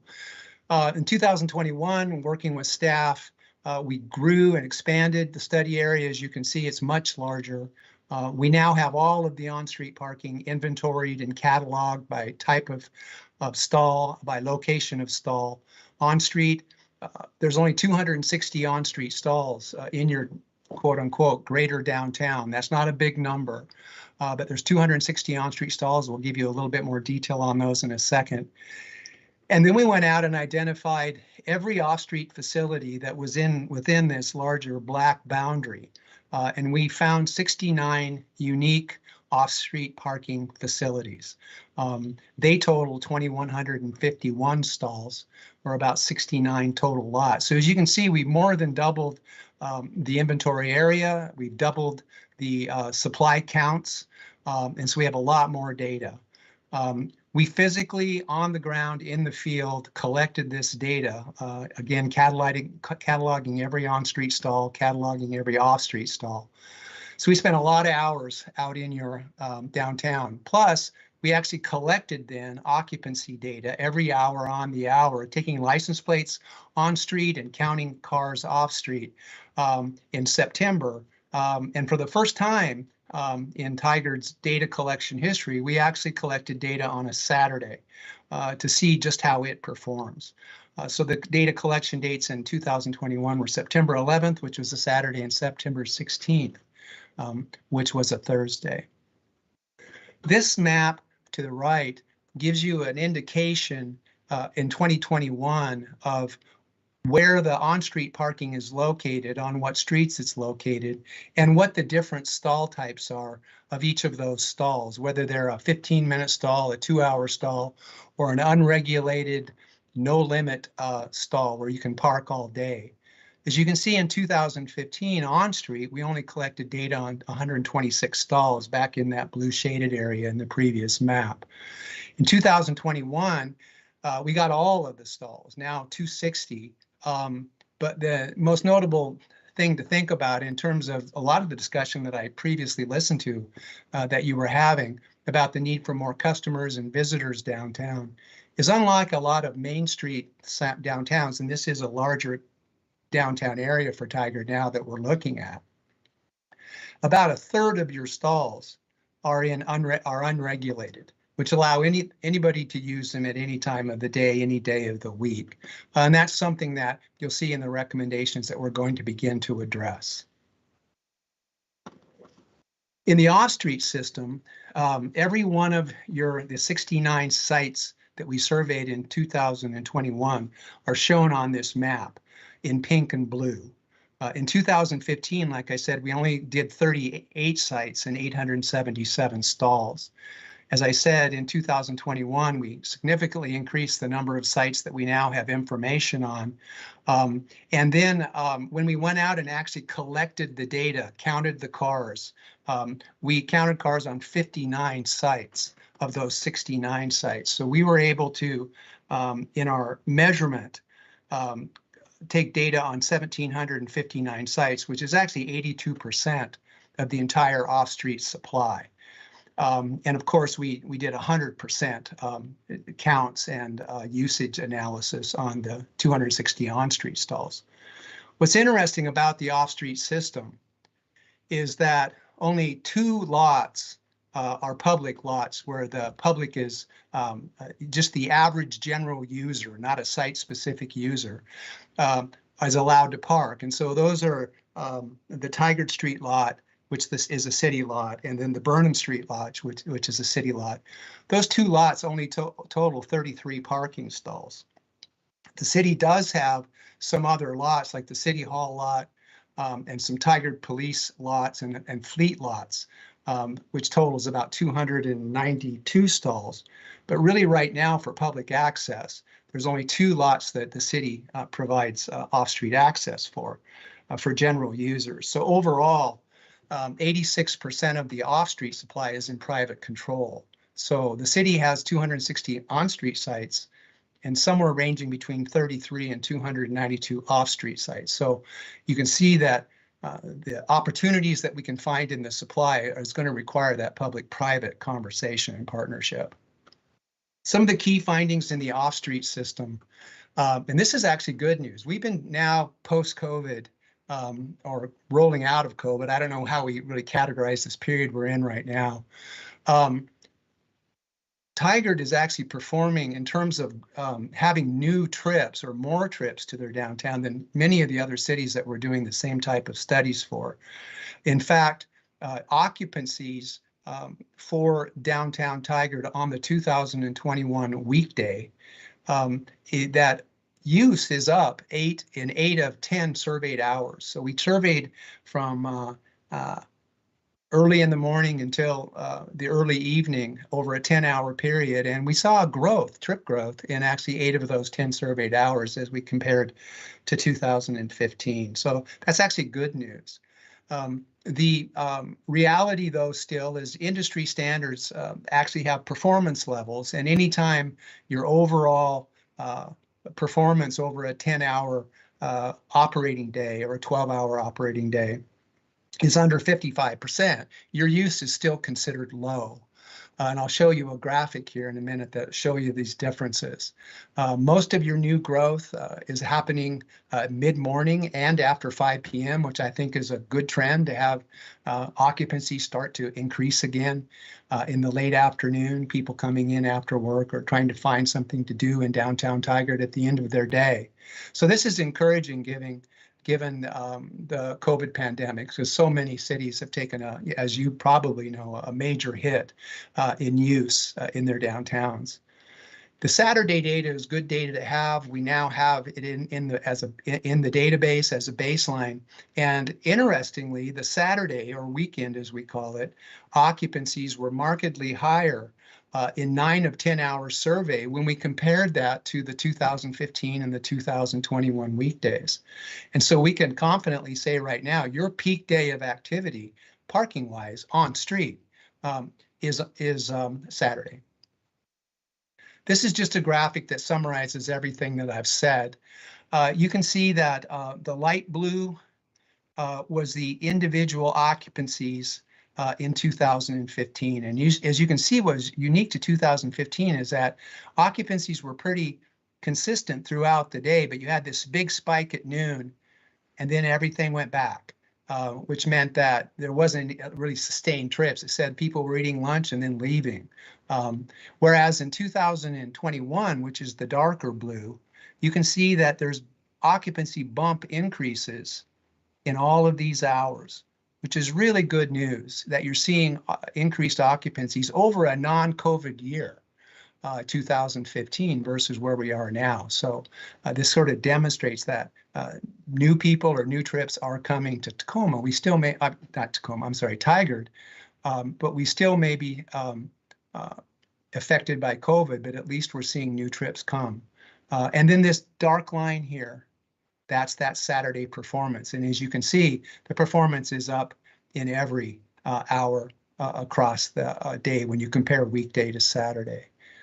In general, in your going back to the low use, even though we have increasing trips, the low use at any time during the weekday operating day, there's 115 to 130 empty parking stalls in that 260 stall on-street system.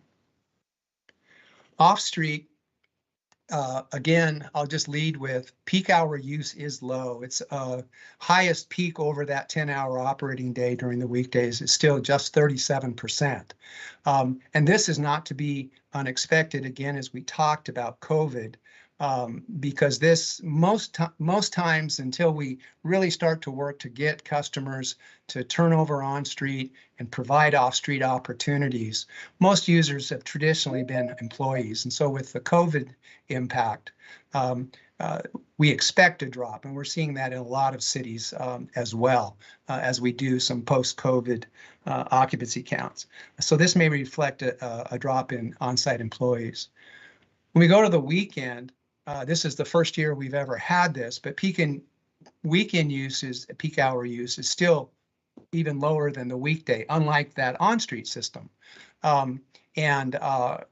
The occupancy is lower in 8 of the 10-hour survey when we compare it to the 2021 weekday. So it kind of reverses the trend that we saw on the on-street system weekends compared to weekdays. But again, the weekend activity is low, and there's some of that, or a good piece of that is probably related to less employees coming downtown because of remote work and the pandemic. Similar chart that we had for the on-street system. As you can see, 2015, I'll call it the non-COVID year, we saw low occupancies on the weekdays, but again, they were still consistently higher than 2021, which reflects COVID. And then the weekend, the Saturday, shown here in the brown line. The opportunity that, and we'll talk about this when we get to strategies, the opportunity that I wanted to emphasize is that the city has 260 on-street stalls. That is in their control. And then depending on how we want to use the City Hall lot and the two small lots that are already in the downtown, there's 1,000 to 1,200 empty parking stalls off-street, whether it's a weekday or a weekend peak hour. There's the opportunity. If we have constraints, or we will have constraints in the future, we can't add a lot of on-street parking, but we have this significant supply of off-street parking that's empty now. But we also have to recognize, as I said, that over 80% of it, 82% of it is in private control and private ownership. So we can't mandate anything. We need partnerships. I always like maps like this because it just puts things in color. Within the industry, we measure occupancy and performance by color. Green means very low use. Red means constrained, that it could be anywhere from 85% to 100% occupied. And then yellow and orange in between. But as you can see, this simply illustrates or further supports the previous slide in the amount of empty, but not necessarily available parking. Empty meaning that we count cars on it and we can say how many cars are parked and how many stalls are empty. Still doesn't mean they're available yet because again, they're in private control. But as you can see on the weekday, only 3 lots are constrained at the peak hour, which on weekdays occurs at between 11 and noon. But these 3 lots only comprise 54 total stalls within the supply, which is only 2.5% of all of this parking is red. So there's abundant empty parking on the weekdays, and as you can see, what that could be advantageous if we had partnerships is that it's sort of evenly distributed throughout the study area. On the weekend, same pattern. There's again 3 constrained stalls. They're different than the ones on the weekday, but they too comprise a very low number, only 31 stalls, or less than 2% of the total supply. And so again, that's how those occupancy findings look when we just kind of light them up, as we call it, with heat maps.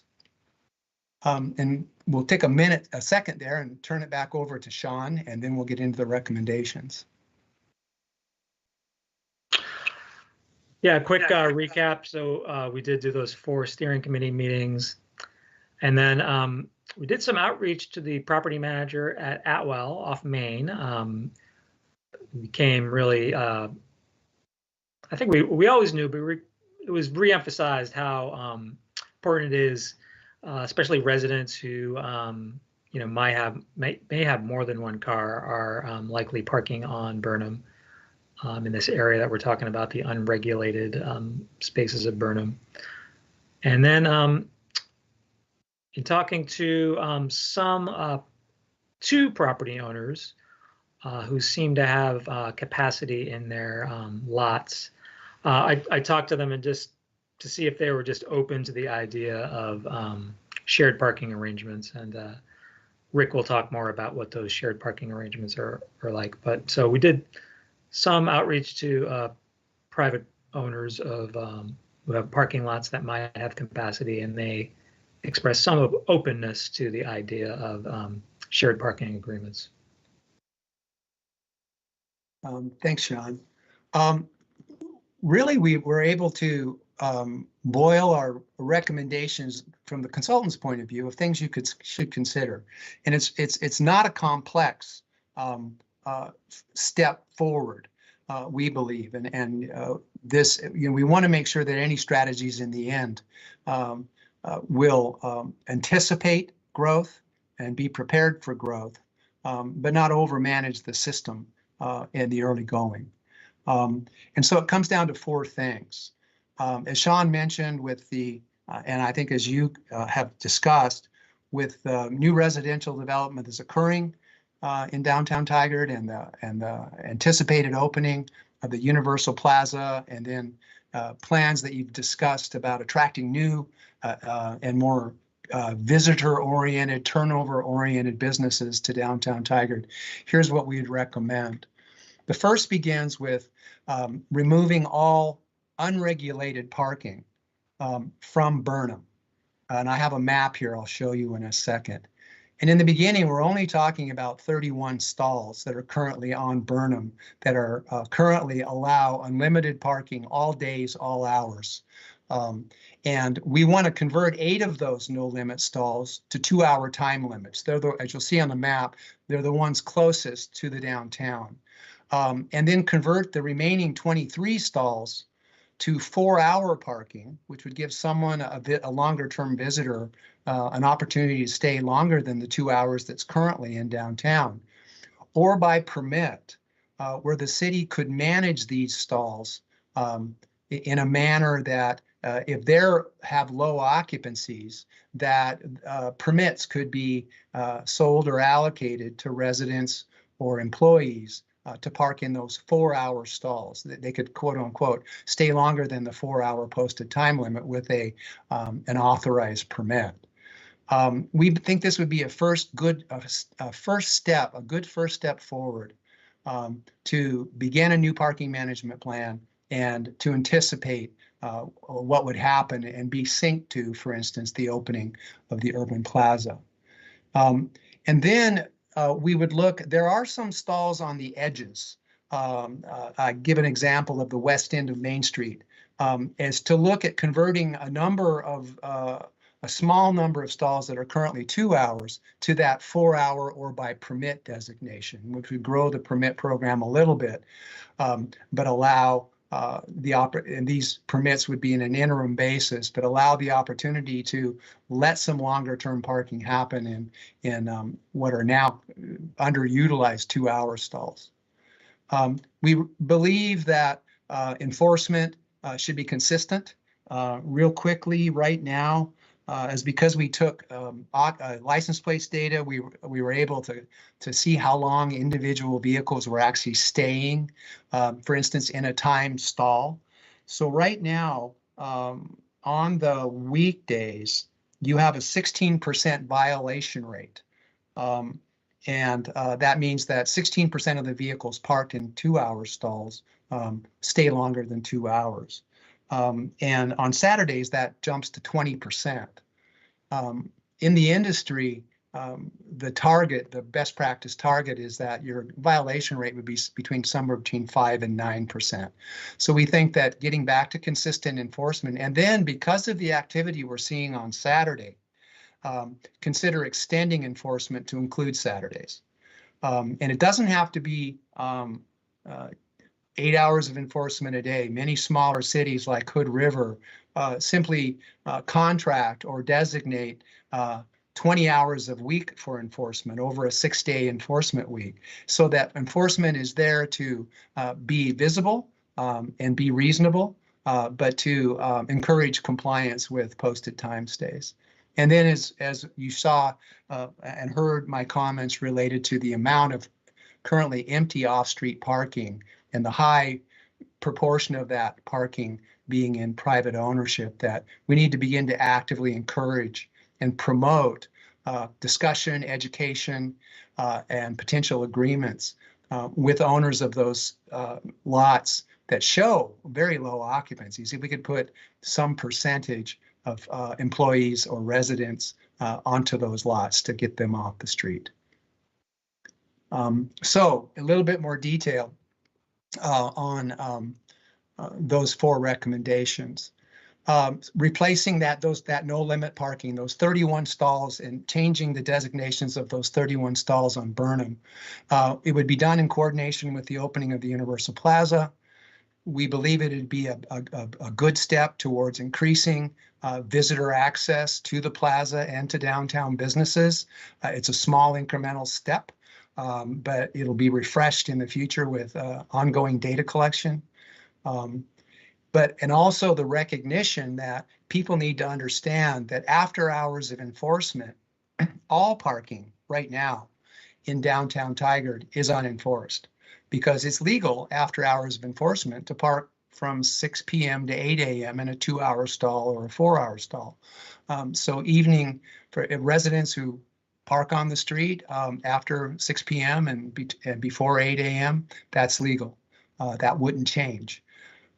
This would establish in those 4-hour areas, and possibly longer term when we talk about shared use, an available permit program for employees and residents of the downtown. We would start those permits, or suggest you consider starting those permits at $37 per month. That's currently about the market rate for permits. There's not a lot of them, but permits that are sold now by the private sector in private lots in Tigard. The number of permits issued would be capped so that we could control the occupancies to make sure that we're never disallowing a customer a place to park. And so the number of permits sold could flux and vary by demand. But the overall details of the program, as Sean will tell you at the end, we still have process to go. We still have more conversations with the community. We have to have more conversation with property owners and businesses. But that would be the basic framework of that first step to recapturing Burnham during the day between 8 and 6 as primarily a customer parking area. So here's the existing, so take that proposal about Burnham, and here's the existing layout of parking. 2-hour parking in red, no limit parking in purple, the 15-minute stall right there in green, and then we have an ADA stall right there. The change on Burnham, as you can see, is right along here. It's these stalls on the west side and these stalls on the east side of Burnham, 8 stalls here and 23 stalls on the other side. But that would, we think, begin to make Burnham much more amenable to the downtown. And again, it would anticipate the opening of the Universal Plaza. Extending enforcement hours, we think this is going to generate more vehicle turnover. Believe it or not, reasonable enforcement will also help encourage people to look at a shared use program that might be in place. If we're continually enforcing compliance in a reasonable manner, then it becomes more of an option to consider getting a ticket, or maybe trying to get one of those $37 monthly permits to park on Burnham or to park in an off-street facility. We still need to work out the details. As we said, that's an ongoing discussion that we want to have with the community, but this is the framework. And in addition to this enforcement schedule to include Saturdays, would be a larger communication strategies and plan that we would develop and the city would develop, which includes new parking signage. Right now, parking signage on street is confusing, and I think it confuses people between, particularly in those break points between 2-hour parking and what is now unregulated parking. We would have more direct communication with the Atwell residents and other residents downtown. And of course, we would want to work with the Tigard Downtown Alliance to spread the word about changes that might be happening in the downtown related to parking. And finally, the concept of shared parking. I want to end this by saying again, as parking problems may increase in the downtown, the city right now doesn't have a lot of supply to solve the problem. As I said, the city has 260 stalls of on-street parking and at most 292 stalls of off-street parking. And so we need to look at those 1,851 parking stalls that are in private control with the data we have and engage in a conversation on education about what shared use is, how it works in other municipalities and locations, how it would be structured, and how we make sure that it's actually could be a financial gain, an opportunity for those who would want to share.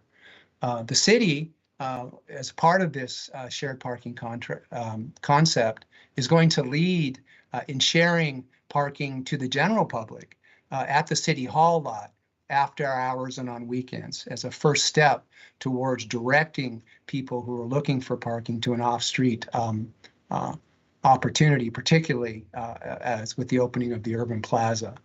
And then the city is willing to take the lead in establishing or facilitating the relationship between a business and an owner of parking to set up a third-party agreement.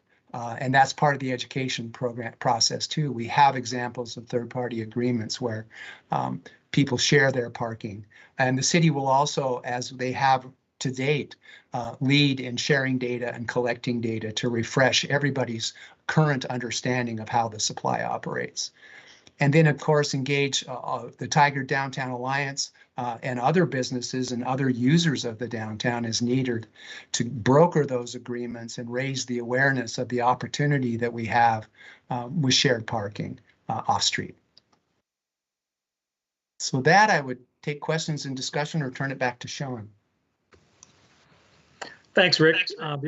Before we get into Q&A, I just wanted to let Jake Flug from Symposium Coffee, who has joined us, who was serving on that steering committee, and just wanted to have him share experience on the committee and ask if you want to ask him any questions as well. Sean, on our last meeting, you were going to say that our request for the city council was to give us more time and more meetings. So where is this headed? Oh, more time and more meetings. Okay. Yeah, because it kind of sounded like the presentation, like a suggestions being made. And so I just wanted to clarify that. Yeah, this is the direction, but the details need to be worked out this summer, especially around permits. Very good. Okay, cool. Just wanted to ask that. Thank you.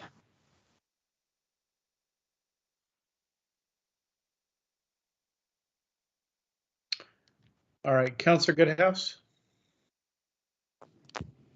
Thank you. And for the point that Jake just made, I wanted to, I guess, start off with that. As far as what I've been hearing from downtown, having a business and spending a lot of time down there, is I think there still needs to be a lot more feedback from the business owners, the property owners, and so forth before we even consider making a decision or looking at this or talk. Obviously we'll get the input on it now. But I think there's still, from what I've heard, I think there's still a lot of distance between what the business and property owners are feeling and what the city is feeling and what's in these surveys. I think the parking study was done during COVID. I mean, it was done, there was different times that were done, but the last 2 months, it's just been a huge explosion downtown Tigard of people coming down there. More businesses are all doing, great sales. And it's just a reflection, and it's right now, while it's rainy and horrible weather. Come summer, it's going to be even more packed. And I think some of these spots that, some of these parking lots and these owner-owned lots that look like they're available are being full. I know that when I go to Curiosities now, and probably many other members have gone, there's a sign that says employee parking only, not employee, but customer parking only, because people are parking in the spots and walking elsewhere, and the businesses that have those spots cannot provide that parking, are losing customers. And so, and I know the giant spot parking lot behind Beach Hut and UC's and Mackey's and all that, that property owner is looking at putting some kind of controlled arms in there to prevent people from parking there, because there's other uses for that with at lease agreements and so forth, parking. So I think we need to reevaluate the owner-owned lots. The other thing too is that some of these lots are far distances from the businesses people want to go to. They're not going to want to park up by the Rite Aid parking lot and then walk down, to Senate or Cooper Mountain or Curiosities or something like that. The other thing to factor in, and hopefully it's going to be a shift in businesses, but a lot of businesses are closed on Sunday, so the weekend numbers don't necessarily reflect the business numbers, during the weekdays. And as that changes, I think, and more businesses open, and come summer, as they start realizing there's a lot of activity down there, I think that numbers could change for the weekend as well. And this doesn't even take into account any kind of events going on. But I really think what I've heard from a lot is that I think this is more of a solution that the city needs to come up with some additional parking.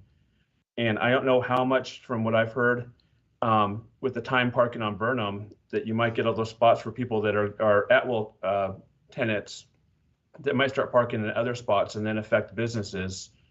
I think that's something we also consider going forward when we do have housing built, that we maybe take a look stronger at our numbers as far as how many parking spots are required for some of this built. Because if we allow more and more housing coming in with less parking spots, then we're going to have more and more flow on the streets of Burnham and all these side streets then that can't have businesses being parked at. So I mean, that's kind of my quick recap, but I think there's a lot more work, a lot more communication needs to be done before we do this. And I think overall plan is we need something from the city to look at more either a parking structure or some kind of a parking lot or something that's done, because with Universal Plaza coming online, and if we look at 500 to 1,000 people coming for concerts or events or things like that, there's nowhere for those people to park. And I don't think too many people are going to be open for the shared parking idea for the people that own those properties.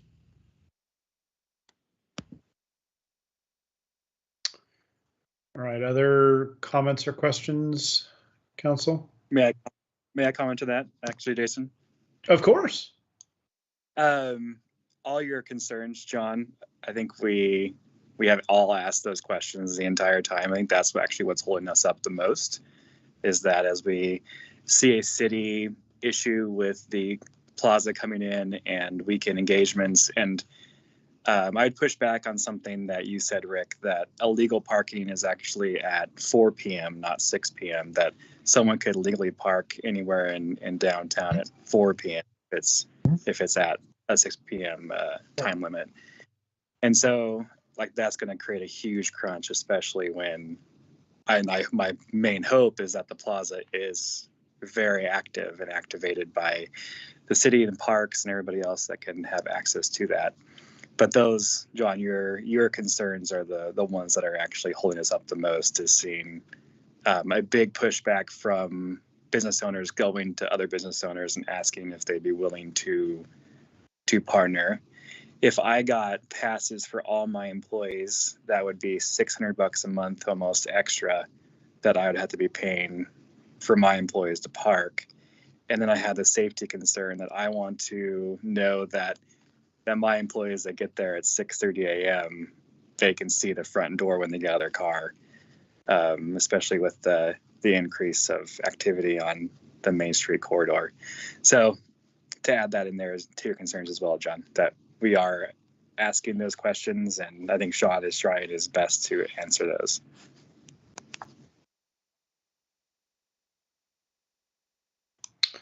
Youth Councilor Nog, is your hand up for this topic? Yes, it is. Okay. I was wondering about potential like parking lot requirements, I guess. So I was reading this article about Medford's airport, which they implemented solar panels into it to actually power a lot of the lights. And I was wondering if for any new parking lots, that's something that we could write into the code to potentially save energy.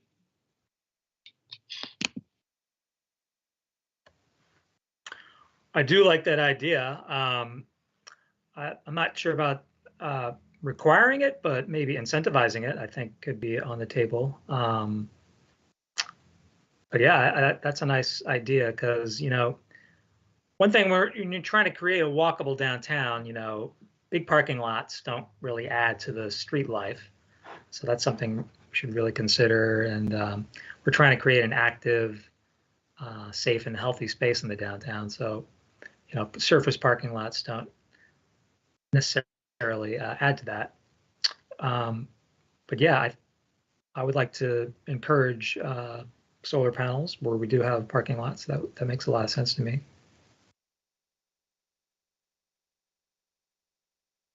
Councillor Newton. Yeah, just a couple of things, and it may be premature because I realize that you're just presenting sort of the concepts here. But I'm wondering, and it sounds like the after 6 and whether or not you can get a permit, that's going to be kind of fluid as the demand changes. But it seems like if we're going to have a lot more nightlife, restaurants, that kind of thing, if you get residents of downtown taking up spaces as early as 6 and they're there all night and people come an overnight thing, and that may adjust as, you know, parking fills up. So that's one thing I would wonder about. And I appreciate the conversation about the private shared parking. I think we need to take a good look at incentives. You know, what are incentives for private property owners to engage in sharing? Is it just to share employee parking, or and what would incentivize them to do that? And then the other thing that I have heard about is some of the parking spots that are for 2 hours or 4 hours, businesses that do more of a quick turnaround, you know, people aren't coming in for 2 hours or 4 hours. They're frustrated because people that are using their business don't have a place to park that's close. And, you know, I think people might need to walk for a couple of blocks, but, you know, they're frustrated with that. I do think but those are some things that came to mind for me. Yeah, and Councillor, could I, and Sean Mayer, I could respond to just one of those, which I think is a really pertinent point, as all three are. But as to the hours of enforcement, absolutely, if there is a desire by businesses to ensure that their employees or residents aren't parking on the street at 4 o'clock when retail and restaurant businesses begin to ramp up, many cities enforce until 8, 9, or 10 o'clock at night. But then, of course, enforcement has to go to that, but their hours of parking are extended. So if you want people to say, okay, 8 p.m. is when everything ends, then you could go to 10 p.m. is because I think the earlier point that was made was 6 p.m. Yeah, an employee can come down or a resident can come down, park in a 2-hour stall at 4 o'clock and just spend the night. So enforcement is a tool, and hours of enforcement are a tool. But we want to make sure that the reason we're doing it is that we're targeting and identifying and being very honest, but giving options to say to employees, we're not going to allow you to do that. You need to park here if you're an evening employee or a swing shift employee or a resident. We need those spaces for our businesses, and so that's why we're enforcing to 8 or 10 o'clock at night. But that's a very good point, and yeah, as all of this is to be discussed, those are the tools, education programs, and then working with businesses directly. Many cities have criteria for businesses that can request a high turnover stall, a 15-minute, a 20, or a 30. It's simply stating the criteria, and if that business meets it and their block face is very full of 2-hour stalls, then they might qualify for one of those high turnover stalls.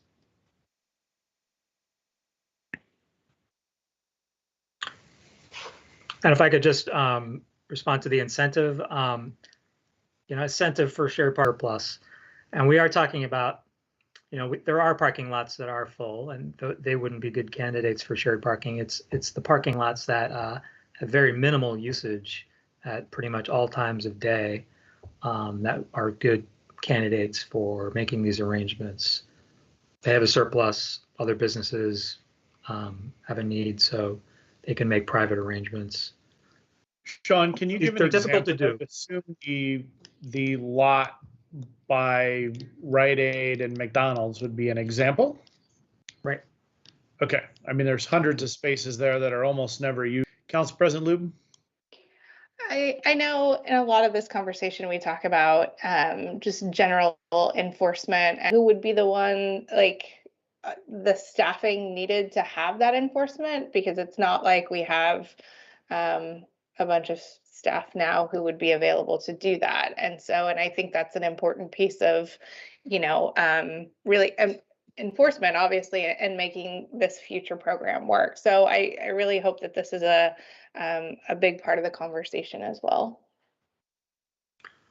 Right, Councilor Lou. So in the current proposed budget for the next fiscal year, there is $50,000 allocated, and it would be for some kind of contract for private enforcement. Police department is really not able to take this on with all their other duties. So we'd be looking for a private contract for some, limited number of hours. I would say it's kind of surprise enforcement, kind of keeps people on their toes. So that we do have that capacity in next year's budget. We're not going to move into that kind of enforcement until we get these regulations nailed down. But continuing working with the business community and other stakeholders to get those final regulations proposed to you by the end of the year. So that's how we plan to deal with enforcement. Thank you. Councilor Shaw. Yeah, thank you. I really appreciate the data and the information.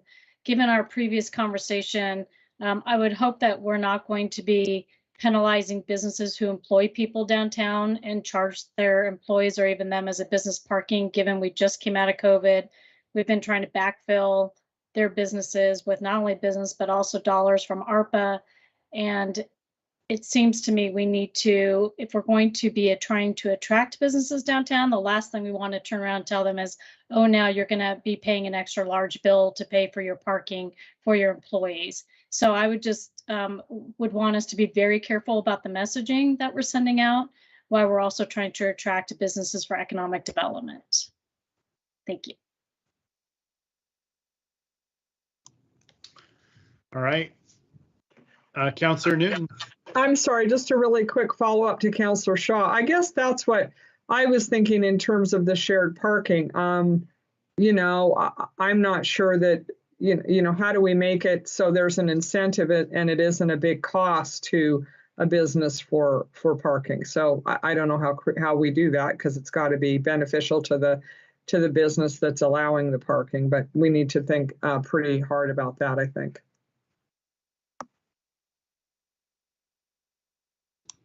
Councilor Goodhouse.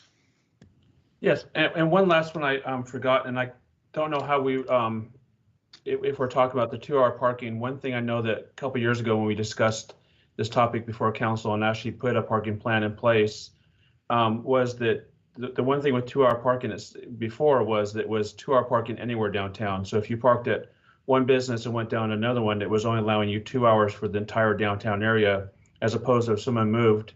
And the one thing I think we do want to take into consideration is if someone comes into downtown Tigard and comes in from 8 to 2 and has a couple coffee meetings at Symposium, then wants to come back at noon to 1 and have, or noon to 12 and noon to 2 and have a lunch meeting at Cooper Mountain. And then maybe they want to go to Senate afterwards for a happy hour to meet with a business client. That's over 2 hours. And one thing to consider is that we have people that do come back and forth downtown, and that 2 hour could restrict them from coming back down or coming at all. So I think we have to have considerations in that, as well as many people come to many different businesses and come and leave, or even chamber meetings. I know there's a lot of chamber members that back when there was meetings at the chamber, they would come in there, be there for 2 hours, and then come back later and have meetings at other places through the downtown area.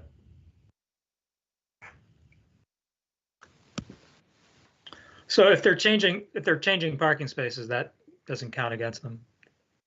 Okay, I want to make sure that, because before it was anywhere downtown, it was used with the whatever the device.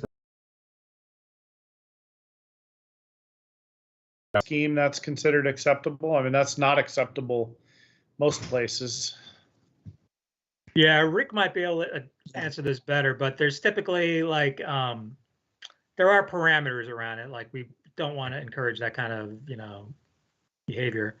But if you move a significantly away from the space you're in, maybe around the block. Right. If I may, Sean, couple of examples. In Salem, for instance, in their core downtown, you have to move to another block face. In Bend, if I remember correctly, they have the handhelds that can geocode your location. You have to move 600 feet. Now there are larger cities, and I don't think you need to worry about this, but there are many cities that you're given 2 hours, and they have zones like the downtown, Old Town, University District. You have to move to another district. So there's all different variations, and I think per the counselor, certainly we would want to tailor something that is best for Tigard, and that's part of that ongoing discussion. But I think there's 3 examples of how it might work. But the 2 examples where you're allowed to move would then require that handheld technology. All right. Well, this has been a very robust conversation and presentation with a lot of detail, and I think a lot more to come, and some complex problems. I would also encourage the city and the council and the downtown businesses to think of this as an iterative process that's going to involve some experimentation that is likely to not result in what we want to see the first time or even the second time, and going to require continuous improvement, so to speak, to balance getting the results we want with the policies and the mechanisms needed to make that happen. And that could be frustrating for a period of time, but ultimately, if we're driving towards improvement, I think it will pay off. Councillor Goodhouse? Yes, and it sounds like, I don't know if this whole platform's starting to mess up. It sounds like people are kind of getting all scratchy with voices. Maybe it's my connection. The one last thing I was going to add with what you said, Mayor, is also make sure we're reaching out to the property owners, because we're talking with the businesses, but if we're talking about shared parking lots, we can talk to the business owners all we want, and that might be a great idea or may not be a great idea, but make sure we're talking to these property owners, because we're talking about conversations that involve property owners, but I don't think whoever the decision makers are, based on the contract. Because they're not getting reached out. I know the one at the property owner for Mucey's, Maki's, the hair place, the whole entire back area hasn't been even reached about any of this, or knows nothing going on about it. So we want to make sure that we're getting a hold of the property owners as well. I totally agree, Councillor. And before we end for tonight, I wanted to bring one thing up that we haven't mentioned before, and just want to remind Council that you do have a goal for carbon neutrality by 2035, and emissions from cars really contribute to that. 40% of the greenhouse gases are from cars. And so Councilor's actions on parking will impact the city's ability to move forward or further away from that goal. Just want to throw that in there. Councillor Goodhouse? Yes, I just wanted to follow up on that comment. Hopefully, if we do our goal of that, it would be a switch to EV vehicles. Then they would also follow kind of Youth Councillor's Nog suggestion with solar panels. So ideally, if we switch to a EV model, hopefully maybe we have more electric scooters like we've had the displays going on downtown the last couple of weekends. But hopefully those vehicles and parking spots would be then EV vehicles that would be zero emissions, but still would be parking spaces for vehicles. Well, I think we really want to drive people walking, biking, and rolling and doing other things ultimately that don't require any footprint. But that's I think part of it as well. The walkability, the rollability.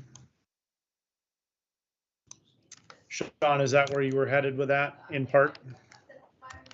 In part, yes. Okay. All right. Anything further on this presentation? Staff, team? Okay.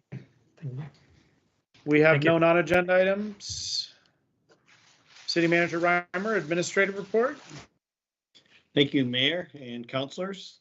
Just a few updates. I want to start by echoing all of your comments about our police department and the reaccreditation process. Kudos to Chief and our leadership and all of our team and PD for their efforts. So kudos to all of them from all of us as well. Tonight, it seems like a common thread has been how we are working with and engaging our community and talking with our community. We've talked about that, I think, in every item tonight. And so just a couple more examples for you. First is our climate action survey. We just talked about goal 3 in the closing of the last item. We have our survey out right now, as many of you know, and so far we've had 185 responses. This will be open through May. Interesting, we're also getting Twitter comments, really encouraging and pushing the city to achieve our goal. And so it's kind of fun to see those as well. But so far, 185 responses. Hopefully we'll see more over the next couple of weeks as May comes to a close. At the library, our volunteers continue to contribute to our library, as you know. And in April, we had 68 volunteers who worked about 400 hours shelving books, sorting books, and special projects. So just 2 more examples of how working with and engaging our community.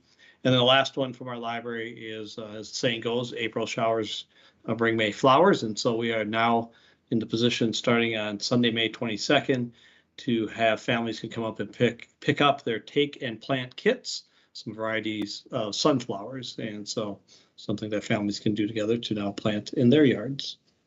And that concludes my report for the evening. Thanks. Thank you, City Manager Reimer. Appreciate that. I will now entertain a motion for adjournment. Make a motion to adjourn. I'll second the motion. Okay, it's been moved and seconded. City Recorder, roll call vote, please. Councilor Shaw, Yes. Mayor Snyder, Yes. Councilor Goodhouse, Yes. Councilor Newton, Yes. Council President Lube. Yes. All right, we are adjourned. Good night, Tiger. Night.